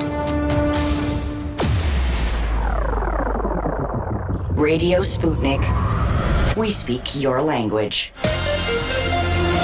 Find us at SputnikNews.com. 24 hours a day, 7 days a week. We give you the most essential information out there. Radio Sputnik, telling the untold. George Galloway and the mother of all talk shows.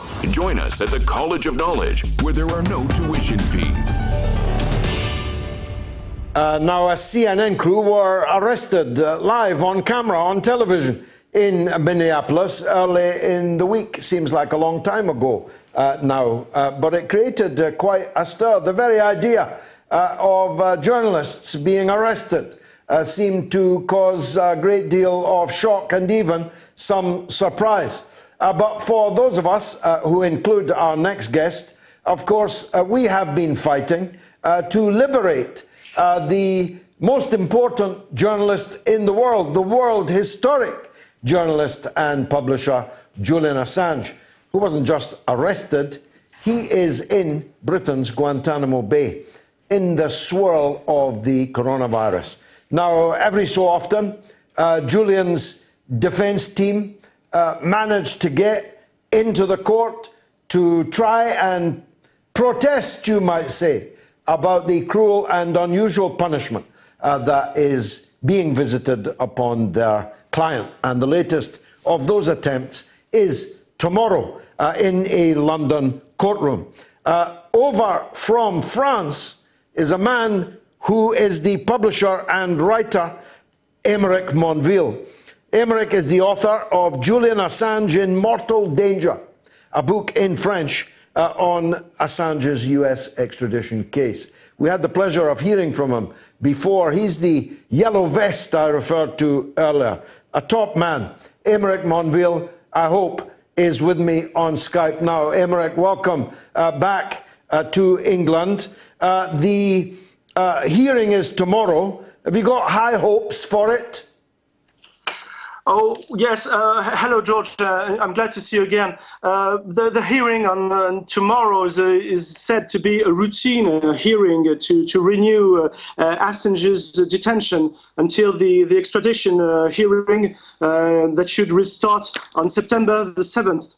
But I think we will send some people will be at the hearing tomorrow because we are always at this stage. We are always glad to have, if we can have some proof of life. We have sent doctors who published reports, even if they couldn't have real access to him through this bulletproof box, as you know. And besides, when we see some news from the UK, we can't settle for truncated and unverified information. I think that's the latest twist in this case.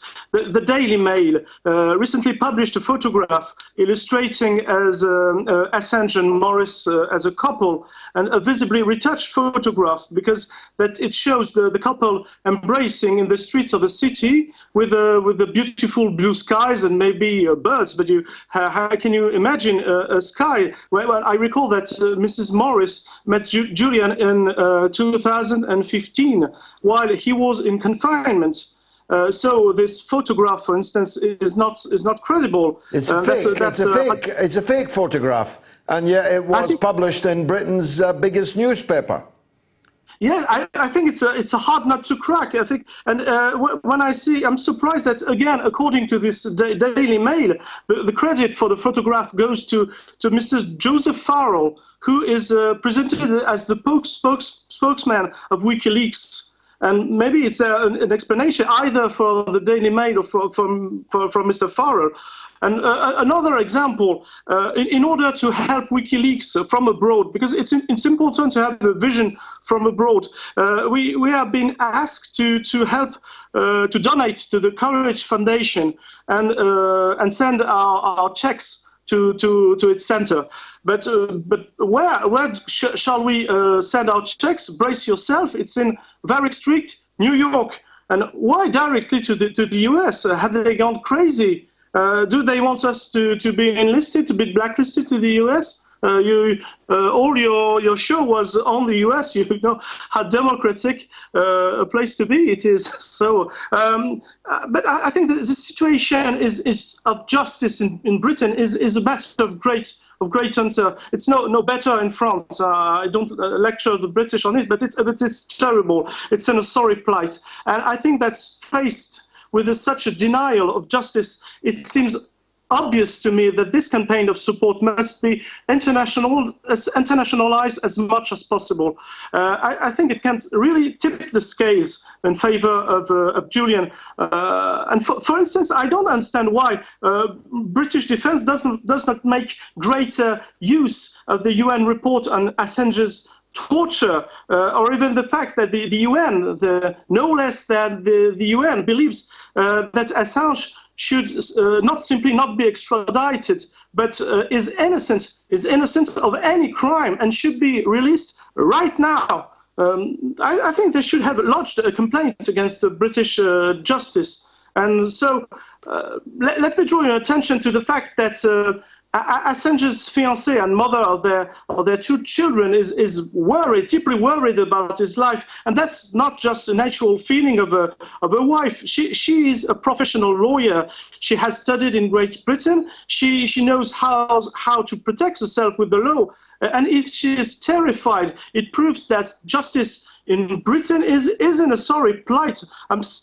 She claims that the American intelligence tried to steal a nappy, or as they say, a diaper of one of her children in order to steal his DNA, all in the Ecuadorian embassy, but above all on the British soil. What will be the next step? Will the British system is going to allow Assange to be burned in public places, like Joan of Arc, for instance? Well, on that note, Joan of Arc was a top girl from my point of view, and so is Julian Assange and his missus. Aymeric Monville, thanks very much for joining us on a very busy night. Forgive me, I can't spend as long with you as I would have liked. Were there riots in the US inevitable? A, yes, 80%, and B, no, 20%. You can vote on my Twitter feed at George Galloway, at least for the next 10 minutes or so. Matt on YouTube says, George, you're a better speaker than the Prime Minister and the plank of wood Europhile Keir. Thanks, Matt. It's a low bar, but I'll take the compliment. Thank you very much indeed. Red, White and Black says, George, that jacket makes you look like Arkwright from Open All Hours. Who's Arkwright? What's Open All Hours? Either that or a warehouse foreman. This schmutter is best Swede. I bought this about, best part of 20 years ago, and it's still doing me fine. A warehouse foreman. That I recognise. But who's Arkwright and what is Open All Hours? Mike, I think the riots are made worse by the length of the lockdown, not any one death. And YouTube user says, the system, institutions of power will never be fair. Those who have power will always protect it with their wealth or use violence to keep it. And Reptilian Eye says how some of the cops acted here in Cleveland was disgraceful. It was very strange. Let's take a call from Kieran in Ireland. Go ahead, Kieran.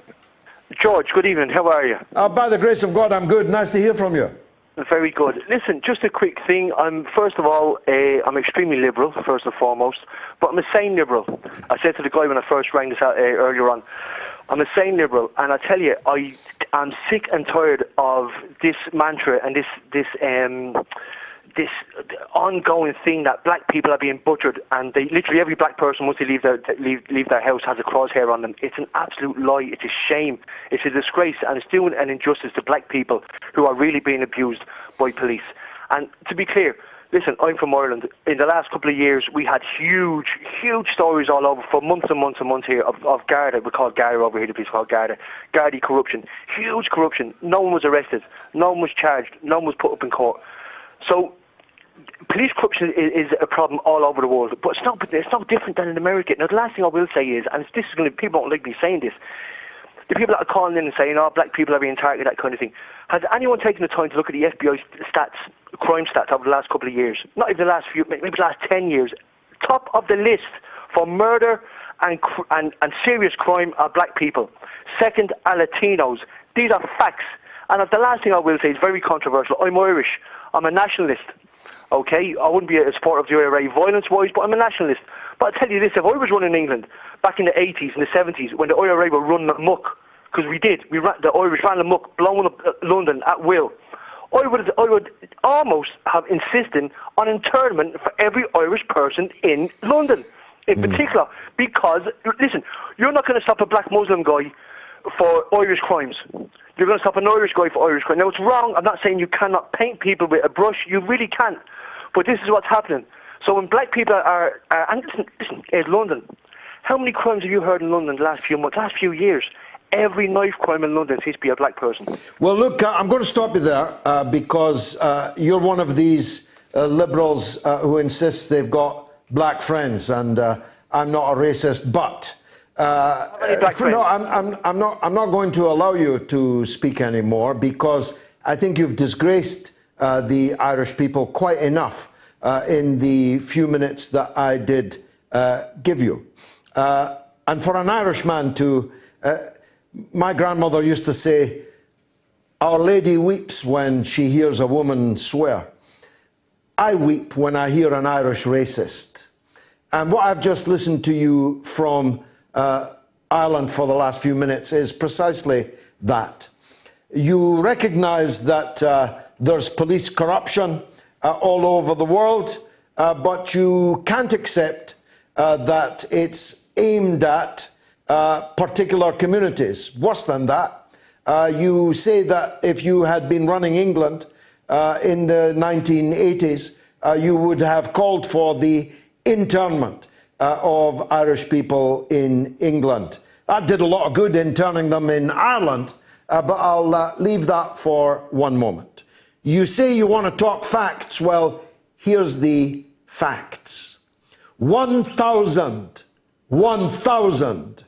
black people have been murdered by police officers in the last 10 years in the United States of America. If I had time, I could adumbrate many of their names. They were almost all unarmed. They were almost all shot dead. And many were shot but didn't die, but were maimed and crippled. Millions were sent to the gulags, plantations, internal colonies inside the United States, where half of all prisoners are black people in the United States. And 25% of all prisoners in the whole world are in the United States. 1,000 dead black people murdered by cops, and virtually none of the cops has ever been convicted or sent to prison for their murders. Now, you seem to imagine that all these millions of black people are on the streets of the United States right now for the good of their health, for the stroll. I'm not sure if you're stupid or wicked. Either way, You're either too stupid to be allowed on the phone to an international radio show, or you're too wicked to be allowed to do so.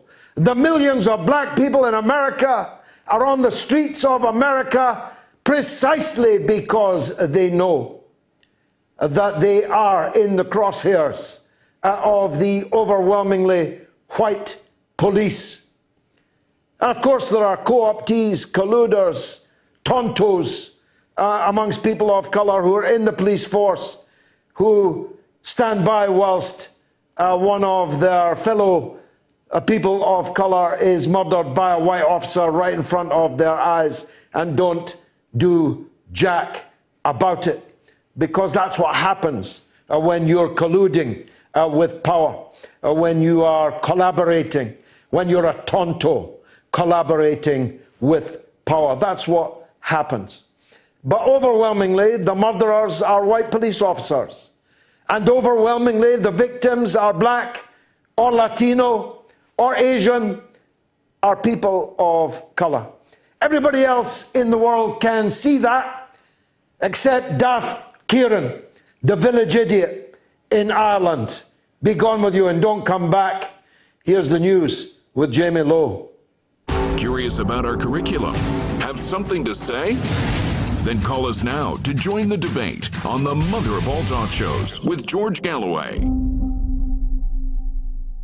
Tune in every Tuesday to Loud and Clear for a regular segment called False Profits, a weekly look at Wall Street and corporate capitalism, where we talk about the big economic issues of the week from the point of view of working people, the poor, and the U.S. position in the global economy. Join us this Tuesday and every Tuesday with financial policy analyst Daniel Sankey right here on Radio Sputnik.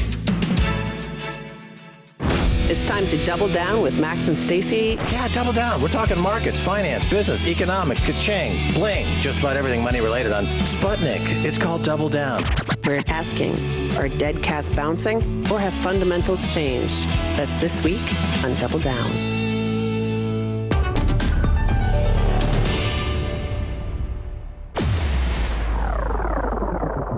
Radio Sputnik. We speak your language. Find us at SputnikNews.com.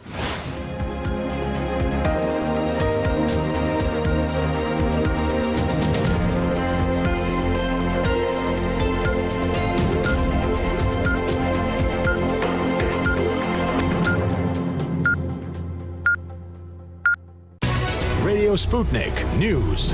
Curfews across U.S. cities to try to stem the growing unrest have been defied in many areas.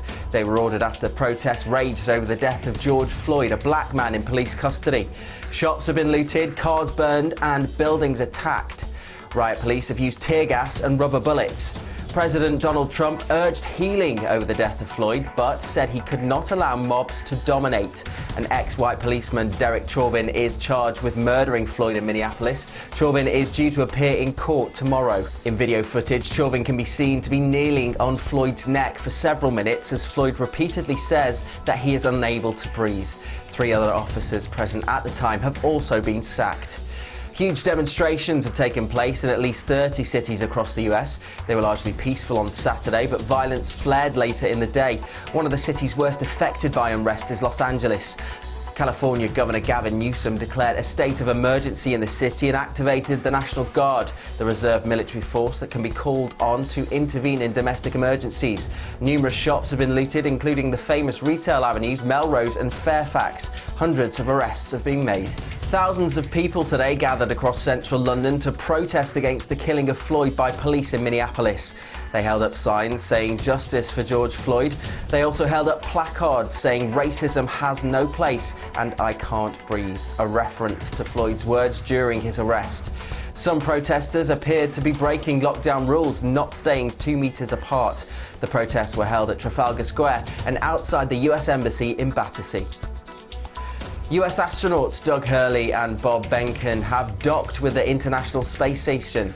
Their Dragon capsule, supplied and operated by Elon Musk's SpaceX company, edged them into port on the high-flying lab's bow section. The men will have to wait for leak and pressure checks to be completed before they can disembark and join the Russian and American crew already on the station. Hurley and Behnken launched from Florida on Saturday. It was the first time since the retirement of the shuttles 9 years ago that the US Space Agency has sent up astronauts from home soil, and the first by a private company. The number of coronavirus fatalities in Brazil has risen by almost 1,000 in a day, making the country's overall death toll the fourth highest in the world. Its figure of 28,834 has now surpassed France, and only the US, the UK and Italy have recorded more deaths. President Bolsonaro has constantly played down the outbreak, although the country has the world's second highest number of cases. He's criticised state lockdowns for harming Brazil's economy and jobs. Brazil's health ministry say the past 24 hours has seen 956 new deaths. Mining giant Rio Tinto has apologised for blowing up 46,000-year-old Aboriginal caves in Western Australia, dating back to the last ice age.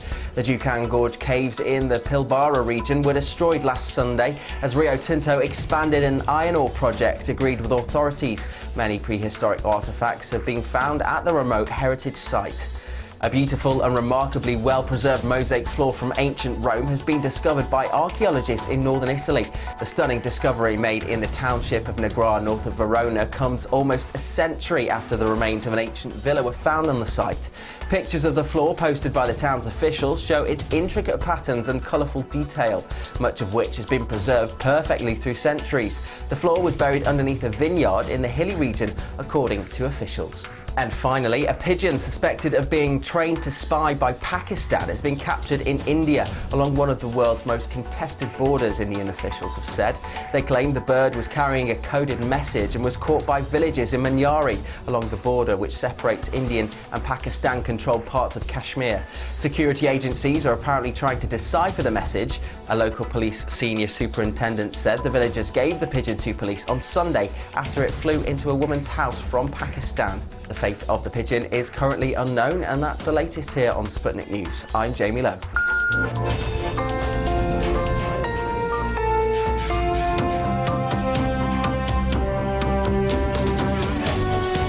You're listening to Radio Sputnik.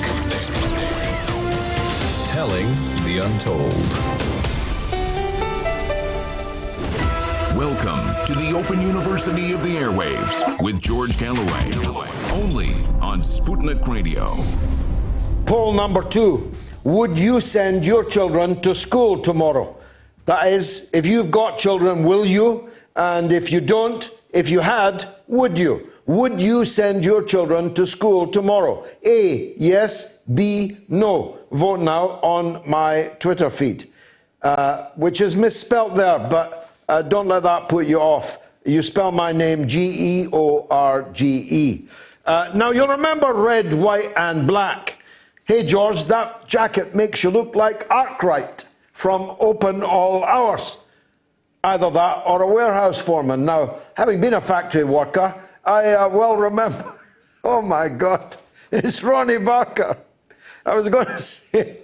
I don't know who Arkwright is, but I see the point, except this cost me a week's wages 20 years ago, and it's the lightest possible suede, and Arkwright's is probably nylon, but I'd have to say I take your point, if I was being honest.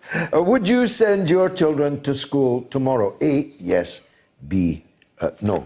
Now, Dr. Ranjeet Brar, been with us from the beginning of this crisis, is very kind, generous with his time. I hope will stay with us at least until the end of this crisis, which, if I'm any judge, isn't going to be anytime soon. Let's see if the doctor agrees. Moats medic, Dr. Ranjeet Brar, welcome back to the show, and your hair's growing in fine. Tell your wife she's got a career to fall back on if the medicine doesn't work out. The schools are going back tomorrow. A good thing or a bad thing? Thanks, George. Lovely to be back with you. I'm sorry about getting cut off last week. It's a choice. I heard your poll. It's a choice that's been taken out of my hands. My school, my children's school, although my eldest son is in year 6, will not be opening tomorrow, and that's a decision that the school have taken. So it's very clear that a large group of the staff at schools are not happy, and there are individual councils where they are supporting that decision not to reopen schools, but there are many voices within the teaching profession who remain unsure about the safety and remain unhappy. Now, I live in London, my family go to school in London, and the case presentation in London is probably now one of the lowest in the country, which is a remarkable turnaround. But as we were saying last week, at the point I got cut off, probably even in the hardest hit areas of the world, we're looking at only about 10%. In Sweden, where they didn't have a full lockdown and they thought they would generate herd immunity on that basis. They think in the capital of Sweden, perhaps as few as 7% of the population have actually been exposed, and that's despite the numbers of cases and the numbers of casualties. Now in England, we're talking about 275,000 cases, 38,000 cases deaths officially, and as we've said, probably in excess of 60,000 deaths so far at this early stage, really. And so I can understand completely why teachers and schools are unhappy to go back to school at this point. Now, it's not just the schools, is it? We've all seen the pictures, and some of us have seen with our own eyes the parks and green space in London, chock-a-block, like a normal bank holiday. You wouldn't know there was a pandemic on at all. That must run terrifying risks.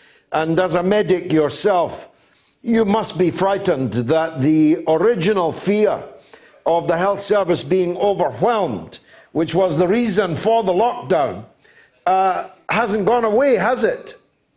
It hasn't, George. And if you speak to anyone who's worked in an intensive care unit, a nurse or a doctor, who has seen just how unwell patients are when they present, needing ventilation, the volume of cases that they were having to deal with, despite closing down all normal work, dealing with 2-3 times their normal caseload, opening up entire wards to deal with the virus. So it's true that while the first wave is past its peak, that's unquestionably true, and fewer cases are currently in hospital, though there are exceptions. If you look at the Western Hospital, there seems to have been a massive outbreak in Western-super-Mare Hospital, and they've closed down their hospital. So it's by no means a virus that has disappeared from the scene. It's very much prevalent in the community, and it's the universal fear among clinicians who've been dealing with this problem that relaxing lockdown without having a really much better system of testing and tracing and isolation in place means that there's a very substantial risk of a second wave. And I've been accused, every time I say anything like this, I get a wave of kind of social media response that accuse me of fear-mongering. And for me personally, I think I probably already had the virus. I've not yet been tested. Antibody testing is being rolled out as a trial at my hospital, and I will get it, so I'll know one way or another. So it's not any longer for my own personal safety that I'm, in any kind of fear of here. But there are real consequences, and there are models. There's a paper in the Lancet based upon the latest figures in terms of prevalence and mortality, as we've seen in Britain, that says still, if this runs its course over several waves, we still may be looking at between 150,000 and 600,000 people who lose their lives because of coronavirus. And I'm afraid to say that despite all of the scandal around Dominic Cummings, despite all of the promises from Matt Hancock, we've not put in place the kind of measures necessary to know where the virus is. China has dealt with this problem. It still hasn't had an increase in its cases. Essentially, it's had 82,000 cases for the last 4 months and no more deaths for the last 4 months. So it is possible to come out of lockdown. Of course, I want to come out of lockdown, but we are not following the example of China that will allow us to do so safely. Actually, Vietnam is even more strikingly successful. Not a single death in Vietnam. Kerala, as we talked about earlier, a communist-run state in India, which is otherwise a sea of illness and disease. Kerala stands out like a jewel in the crown there. It is surely not just a coincidence that Britain and the United States are the two worst countries in the world. As a matter of fact, if you were to draw a line, I know there are some countries that cross that line, like South Korea, for example.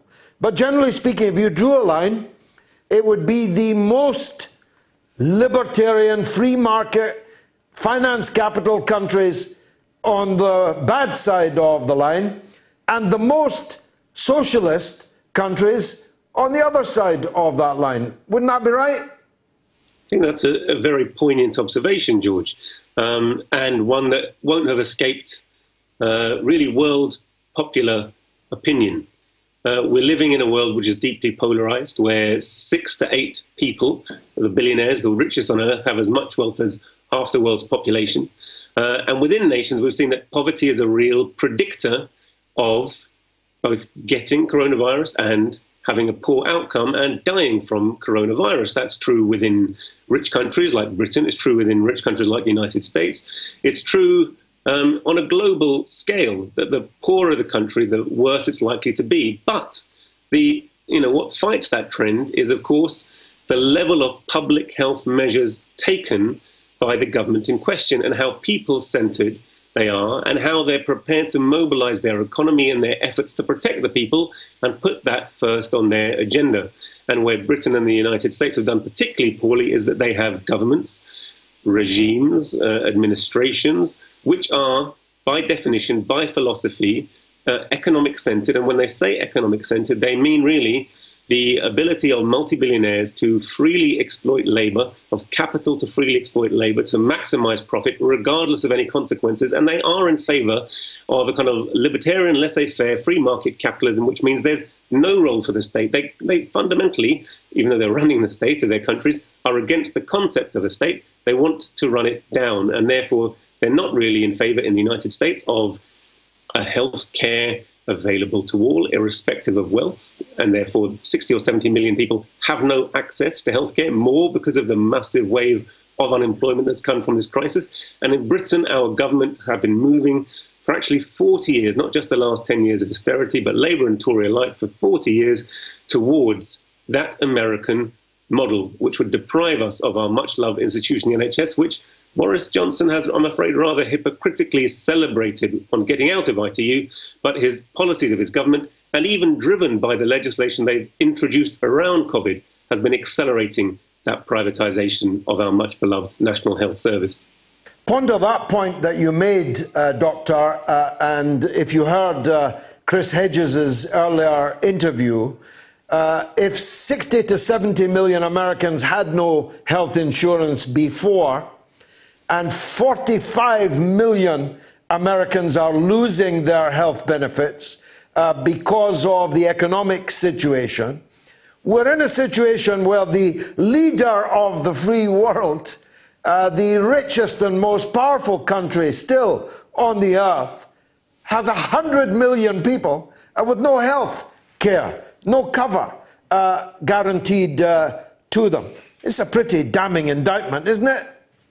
It really is, George. And, a while ago, the socialist movement put forward a document in which they said it was socialism or barbarism. And precisely what they mean by that is illustrated by this, that the richest countries on earth, who have drawn wealth for hundreds of years from the exploitation of the poorest countries on earth and their own working population, are unable to provide actually even basic necessities unless they're forced to do so. They talk about the freedoms of the United States, the land of the free, the home of the brave.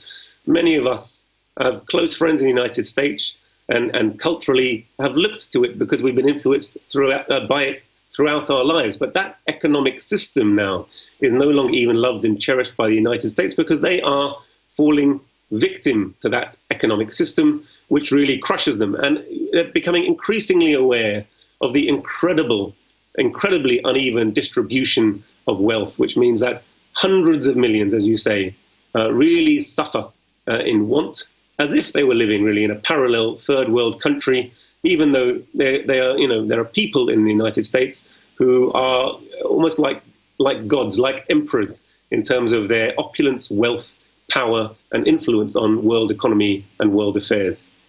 Well, Doctor, that quote, socialism or barbarism, came from Rosa Luxemburg, who, if I'm not wrong, on this very day was dragged from the river following her murder in Germany. Thank you very much indeed for joining us as always. I hope to see you again next week. That's Dr. Ranjeet Brar, NHS consultant, physician and surgeon. Would you send your children to school tomorrow? A, yes, 29%. B, no, 71%. You've got 40 minutes to vote on that on my Twitter feed at George Galloway. Let's hear from Chris in Colchester, who wants to talk about hypocrisy. I'm always up for that. Go ahead, Chris. Hiya. Hi. Yeah. Well, I've just noticed a lot of the far left have they've been outraged, getting hysterical about people on beaches in England and in parks. Yeah. But they seem very supportive of the rioters in America who are hand in hand. They don't seem too worried about social distancing in that case. I just find that a bit odd. Yeah. Well, it's a fair enough point. I don't think it's hypocrisy in the sense that in the one case, people are choosing to go and sit on a beach and expose themselves to the cancerous rays of the sun for pleasure. The people who are out on the streets of the United States are doing so in outrage at someone's cold-blooded murder. There is a slight difference there, isn't there, Chris?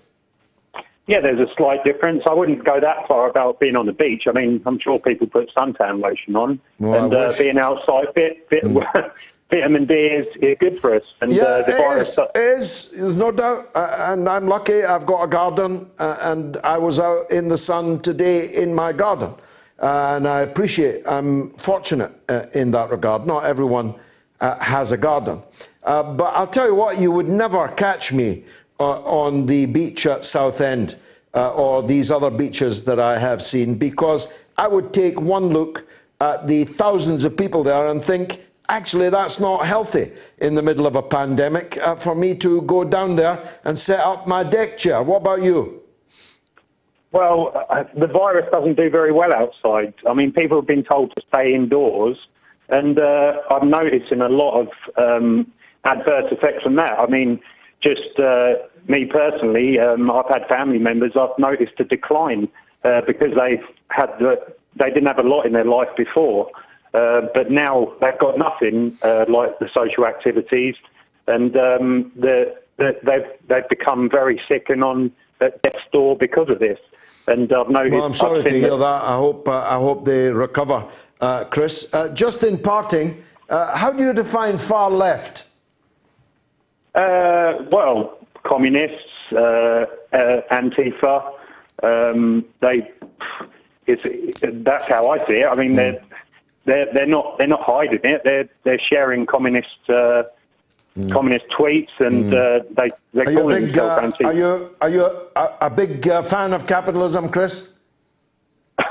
Well, I think it works best. It works best than socialism. Have you done well? Communism. Have you done well yourself out of it? I've done all right. I've done a lot better than people in China and places like that. Well, you're very lucky in that case. You must have done very well. What's your line? Where have you made your money? Just sort of gardening work and stuff like that. I mean, you work, don't you, George? You've done all right. You're a gardening worker. Yeah, that sort of field. You're a gardening worker for capitalism. Good luck to you, Chris. And let's go to Christina in California. Welcome, Christina. Thank you very much for calling. Hi, George. Thank you so much for speaking with me. I'm from Bakersfield, California. I'm a Mexican-American woman, and I don't know if your viewers know, but the region that I'm from, it's the kind of the home of the farm workers movement, the UFW farm workers movement by Cesar Chavez. Of course. And I'm a Mexican-American woman, and I was just horrified by the video that I saw of George Floyd's murder. And it was a murder. They killed a man in cold blood in broad daylight, you know, and the fact that it took a few days for the county prosecutor to even make a move. And that prosecutor, he has a history of not caring about the death of black and brown people, of indigenous people. And he would not have filed that or charged that officer for third-degree murder if it had not been for the riots going on. You know, so for anybody that says that riot... Christina, third-degree murder is scarcely murder at all, is it? Mm-hmm. Yeah, you know, and that's the thing that makes me so mad, because, I mean, it's not... It's you know, third-degree murder. I mean, come on, you know. I mean, why not first or second degree? You know, because I think the third-degree murder charge was. From me looking at it, I'm not a lawyer.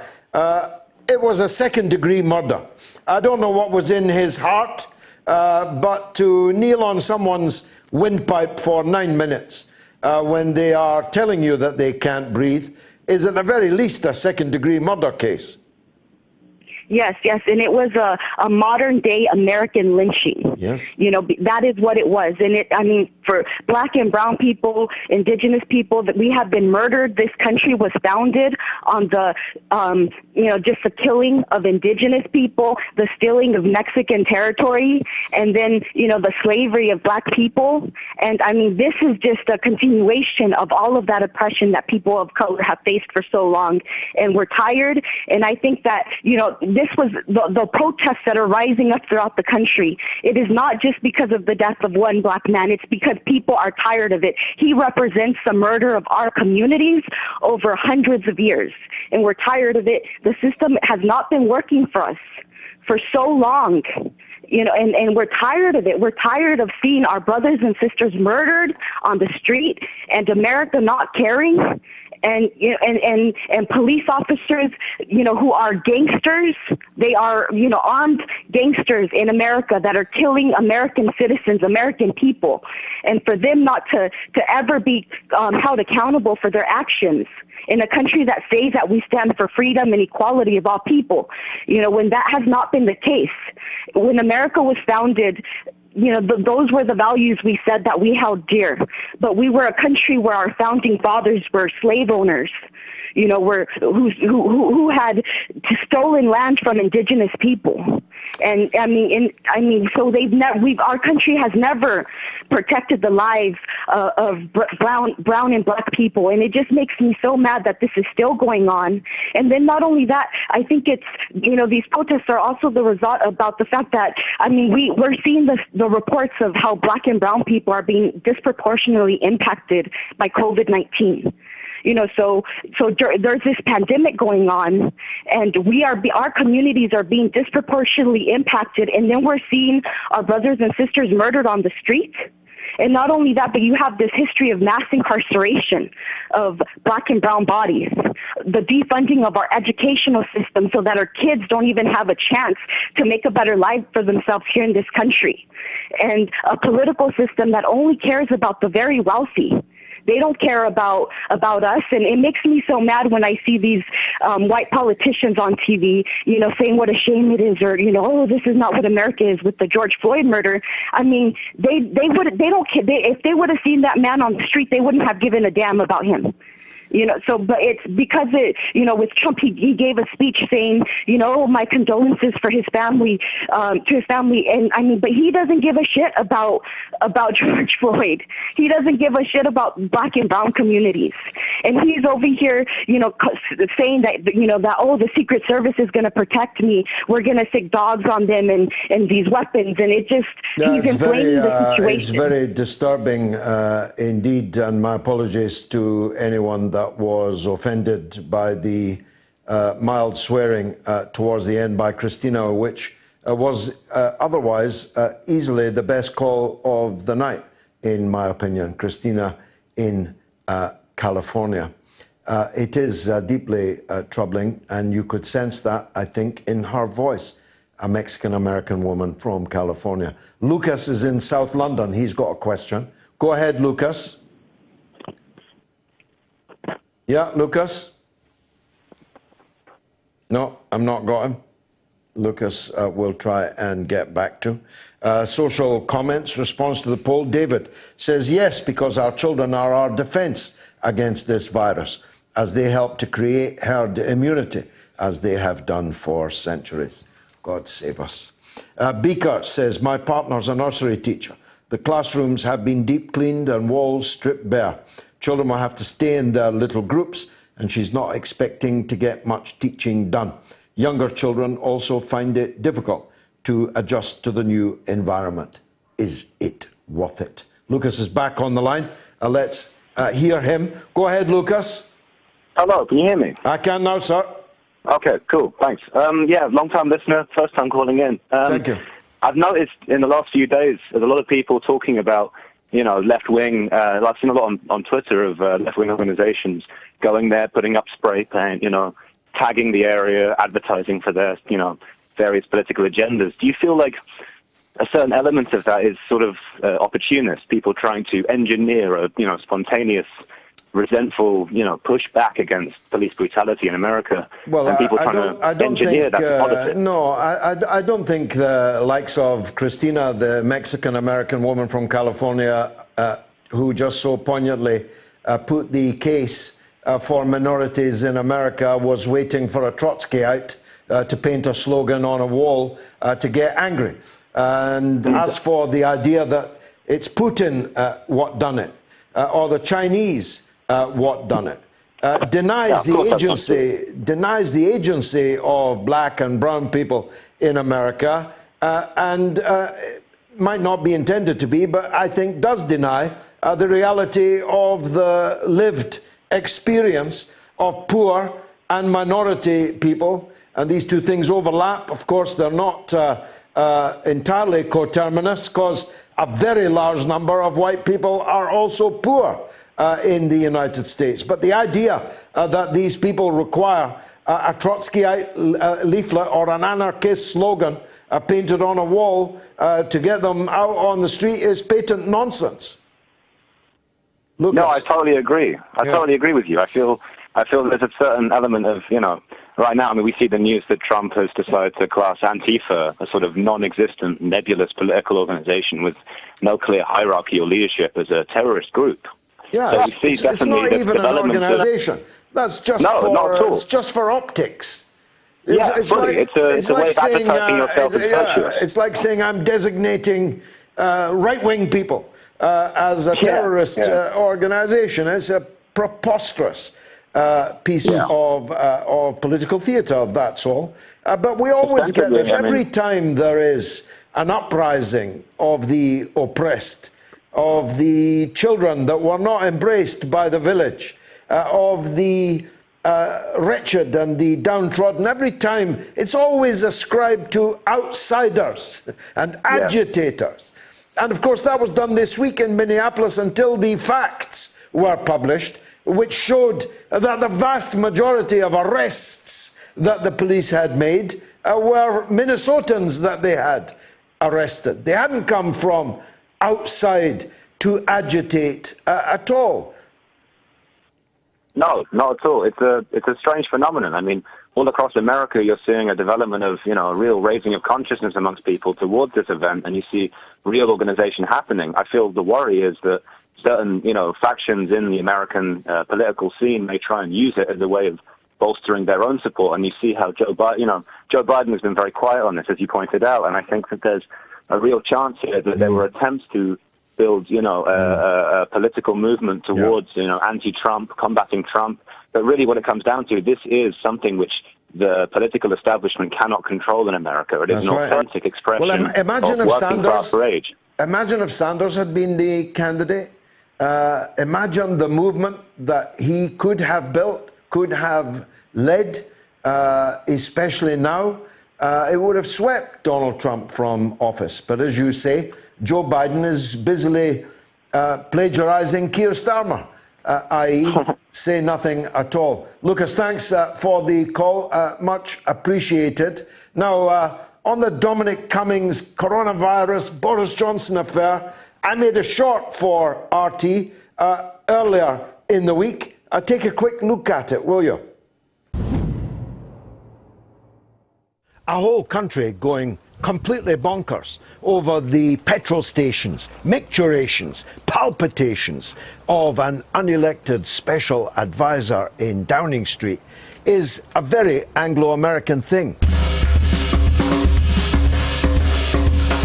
Just like the pussy hat palpitations across the Atlantic over Donald Trump and Russiagate, although Me Too didn't last as long as it took the Democrats to pick Joe Biden as their candidate, mass hysteria seems to be the Anglo-Saxon way.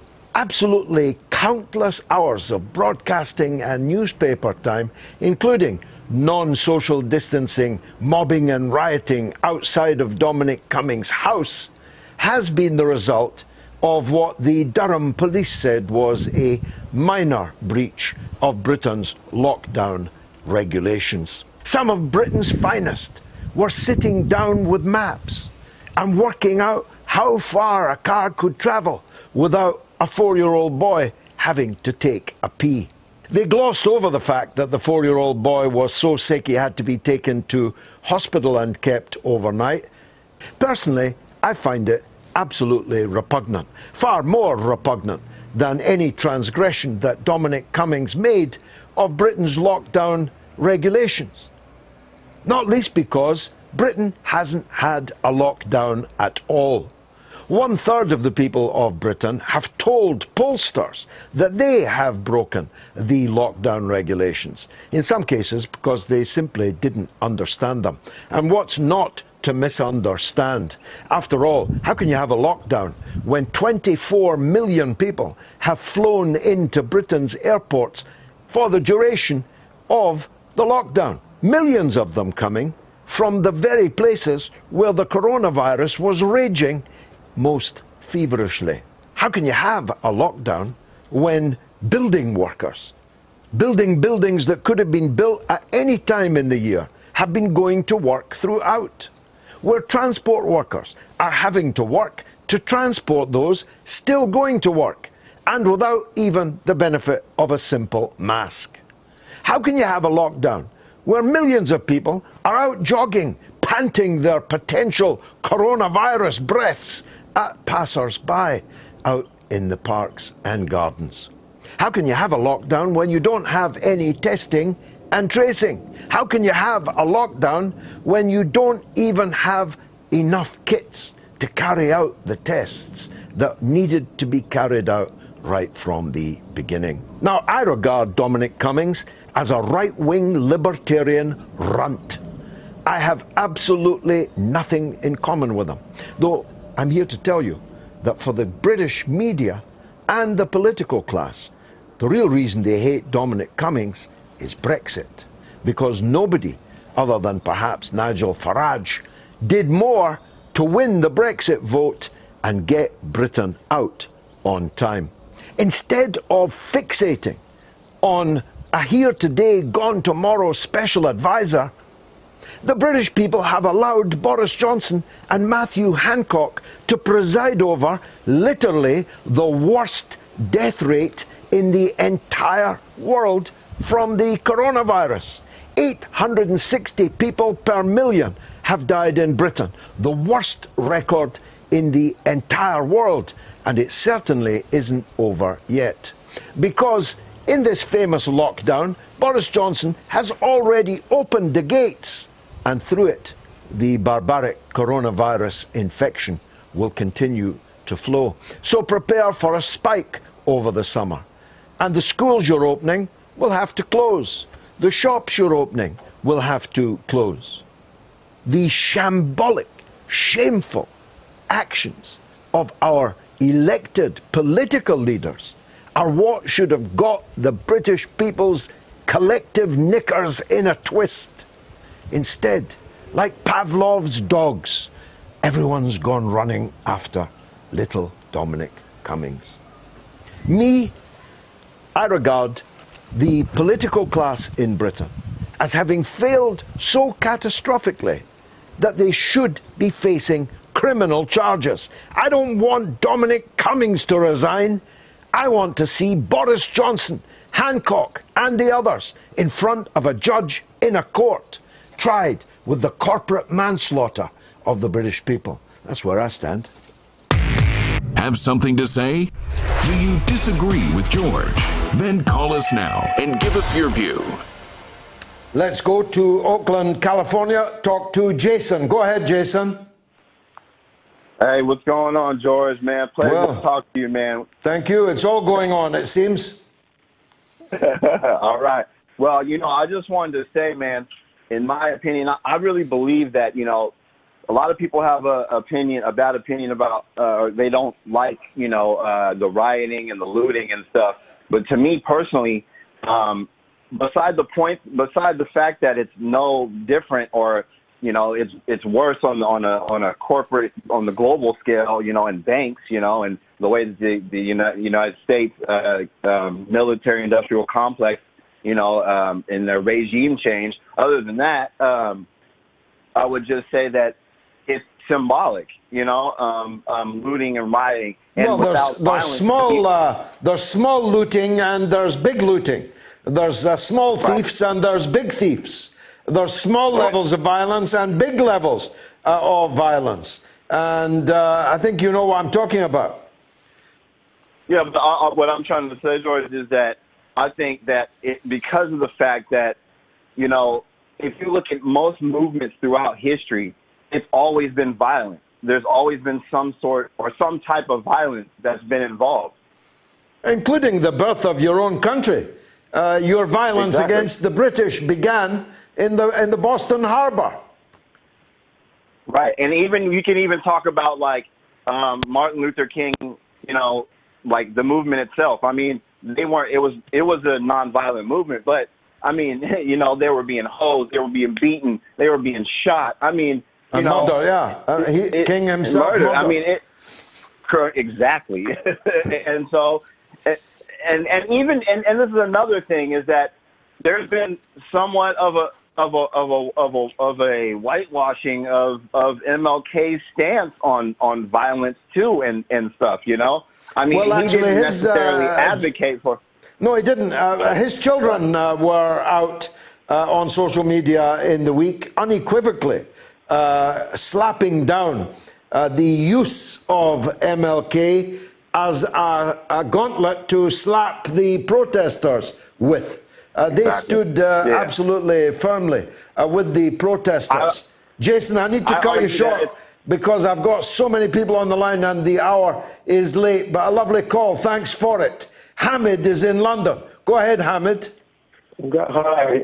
I wanted to say this is a cultural problem in America and to a certain extent in England, that we always, the media talks about the first black this, the first Indian this. Why can't they just stop doing this, labeling people? Well, that won't change anything, will it, Hamid? That won't change the power relations in America. Well, it will eventually because you have to change the culture. But at the moment, everything is black African, Indian, Asian.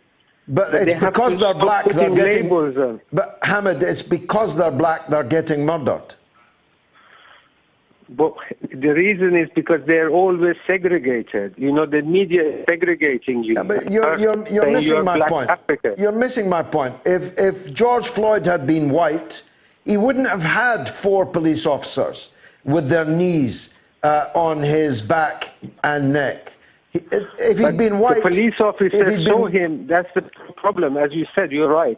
The police officer saw him as a black man. He didn't see him as a human, as an equal. Well, he was, of course. You are from Scotland. Do you see yourself as Scottish, or do you see yourself as nobody sees you and says, "Oh, he's Scottish. I should do this to him," or "He's a thief," or No, exactly. But if I was black, they would. That's the point, and that's not going to change. It's not a question of the alphabet or the vocabulary. Sure.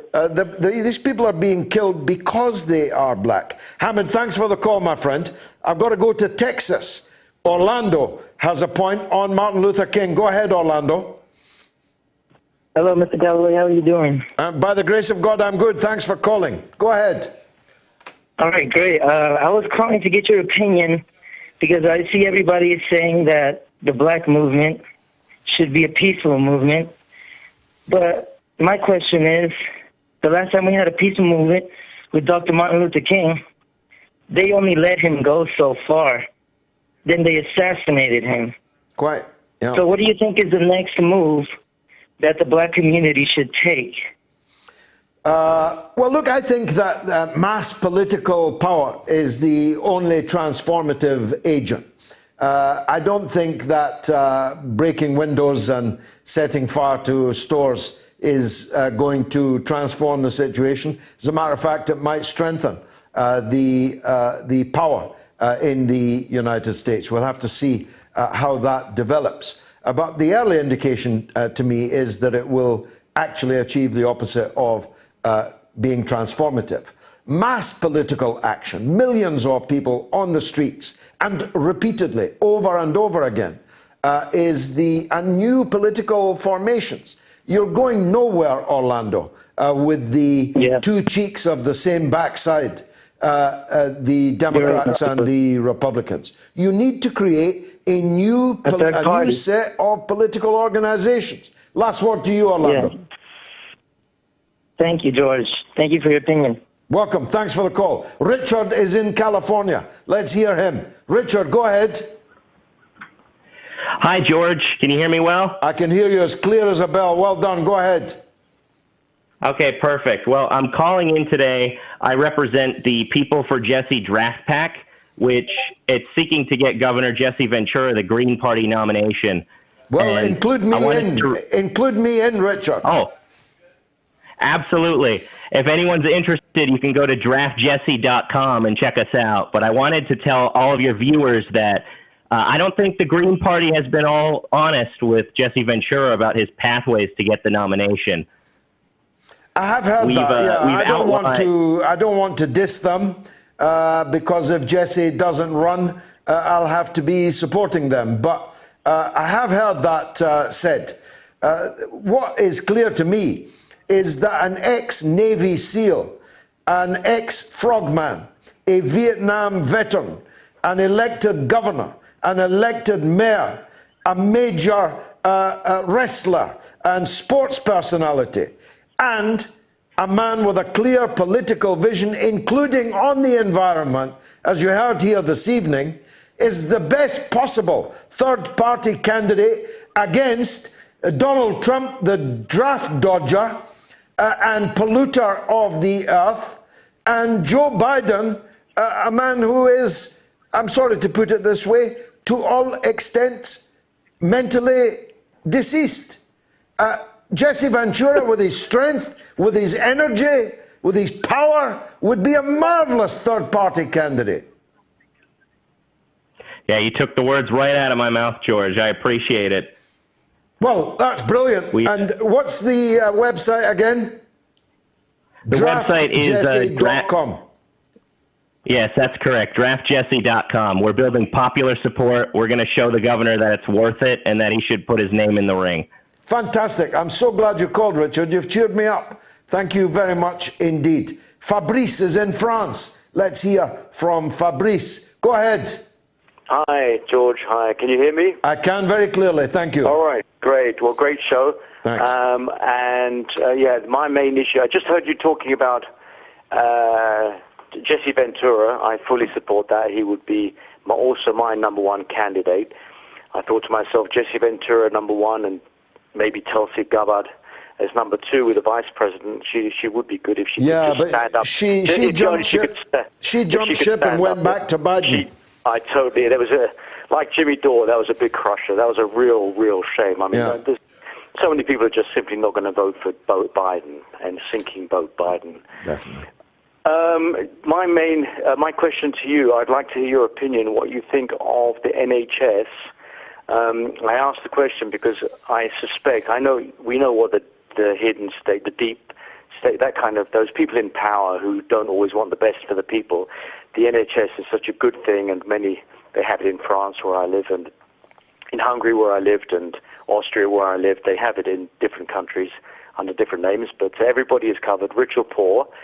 The American model is terrible. We all and terribly expensive, also, Fabrice. Yeah, it just doesn't work. I mean, it's vastly more expensive than a public health system like we have and you have, and delivers far worse outcomes. Absolutely, and my great fear is that is slowly being introduced in Britain, which obviously I'm against, and we should keep the NHS. Pilger has talked about it, so I suspect it's happening, but it's very difficult to know how these people, these dark forces, let's call them, how they work, and they do it by stealth, year after year, defunding, putting under stress.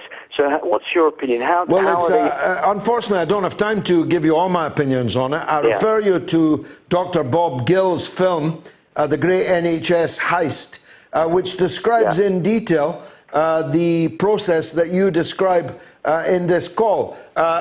They would like to continue it. If it had not been for the coronavirus crisis, they might actually have been able to do it in the darkness. But I suspect now that the political backlash against further privatization of the NHS would be very much more considerable than it hitherto would have been. Fabrice, thanks for the call. Stuart is in Kansas. Let's hear from him. Stuart. Hi, George. Can't believe I'm talking to Kansas. All the best. Go ahead. Hi, George. Big fan. I was at one of the Black Lives Matter protests yesterday, and it was a peaceful march. It was black-led, and they wanted it to be a peaceful march and everything. And there was mostly no violence. But when I was walking around, I noticed these strange white men who looked really out of place, who were walking around and filming, and they had their pistols on their hip, their visible firearms, filming protesters, just watching from the sidelines. As these protests escalate, even peaceful protests, there's a big fear, especially of protesters, of these right-wingers who are armed, who have trucks and whatnot, basically killing protesters and rioters, peaceful or not. I think there's a very real danger of that. We talked earlier about the heavily armed men who were permitted by the police to break into the Michigan citadel of the governor, chase the governor from her place into a safe room somewhere, and were allowed to stand around with their heavy automatic weapons in the governor's parlor. Now, that kind of person, plus the even more sinister organized Nazi fascist formations, are a real and present danger to black people all the time, and particularly when those black people have stood up and said, I can't breathe. So it's a dangerous moment. And they have encouragement from the White House. The White House encouraged the governor of Michigan to negotiate with the heavily armed men in her parlor. But he didn't say that to the governors of other states now complaining about these protests. It's now perfectly legal to be a member of the Ku Klux Klan, but perfectly illegal to be a supporter of Antifa. Thanks, Stuart, for that call. William is in North Carolina on Jesse Ventura. Go ahead, William. I was almost amazed that you let Jesse talk about training as a solution for police brutality. Training has almost zero to do with racial prejudice. And the difference in the way white people are treated and black people are treated has to do with racial prejudice. You know, training is needed, but there can be no training that would eliminate racial prejudice. I don't know about that. Otherwise, we're lost. We're doomed, William. Racist people can be educated out of their racism, surely. Okay, but the management of both the police and the judiciary is, to me, a much more important thing to do in order to create change. And we can try to educate, okay, but you pushing them with a feather. But if you properly manage those people and screen out people and monitor people and eliminate the bad ones, that's a much more effective way to look at this. And this could easily have been done in the case of this Chauvin, the murderer of George Floyd. He had killed other men. He had a list as long as your arm of racially motivated or racially influenced or racially tinged crimes against people that he was supposed to be protecting. Well, my recommendation is that blacks and whites who have the right perspective on this try to gain the offices that manage and control the police and the judiciary. I'm sure Jesse would agree with that too. Okay. Well, I'm just saying, to me, training is kind of looking off in the wrong direction. It's necessary, but not sufficient. William, thanks for the call from North Carolina. Joan is in Bournemouth, in England, on the same kind of subject. Go ahead, Joan. Hello, George. Good to talk to you. Nice well, to I hear must say, the Hedges and the doctor and the colleagues you've had on spoken tremendously in the interest of humanity. I think that's dispensed within our society. Humanity is no longer. I feel that the police, and especially the police in our country, they're concerned about hate crime, which is on the rise. And the answer to hate crime, they created it because they have so many Secret Service issues, such as no duty of candor. They've got no duty to tell the truth. We've experienced this. Common purpose, which is funded by the council tax, which is another Nazi movement. Common purpose, no duty of candor, and this is known as the crime, our criminal. Just a moment, I'm being misled here. With regards to common, as I said, common purpose, no duty of conduct, protocol. Colleagues in Parliament, if you can't get answers by your local MP, protocol then, you can't go to anybody else. No, so that's right. You're in a dead end in those circumstances. Joan, thanks for the call. I'm cutting you short only because there's a legend on the line. And as you know, the decks have to be cleared for Norma in Bristol. Norma, last call of the night. Thank you indeed for waiting. That's okay. I'm actually trying to think of what Ian Jury would say, reasons to be cheerful, George. Ah, yes. I mean, that Mr. Chris Hedges, was it? It was the very Reverend Chris interesting. Hedges, yes. It was depressing, but he was very interesting. So I thought I'd just say that neither of us is too well, but we appreciate being spoiled at the moment. We've got people doing things for us. 2 members of our family came out today and sat in the garden. And, if you're philosophical at our age, keep your interest going. We're not unhappy about this lockdown, which for my husband and me is probably blooming permanent because we can't really get out anywhere. But I'm trying to be cheerful because basically I am. I just wish I was healthy. Well, of course, that's the most important thing of all, and the greatest wealth of all is good health. And may God preserve you and your husband. Of course, there have been some upsides to the lockdown for those who've been able to spend time with their husband or wife that they had not previously had much time. One man famously quipped that he spent so much time with his wife during this lockdown, he discovered that she'd been made redundant from Woolworths, and Woolworths had been closed almost a decade ago. But personally, I've been able to spend quality time with my wife and my children that I will never forget, and I hope that they will never forget it either. But of course, we would have preferred to be out. I'd prefer to be going to work rather than working from home, but not at the cost of killing other people or being killed myself. So thank you, Norma, as always. God bless you both. Sorry? Bring back the sport. Well, the racing's starting tomorrow. If you're interested in the horses, and the football on the 17th of June. I can't pretend not to be excited about that.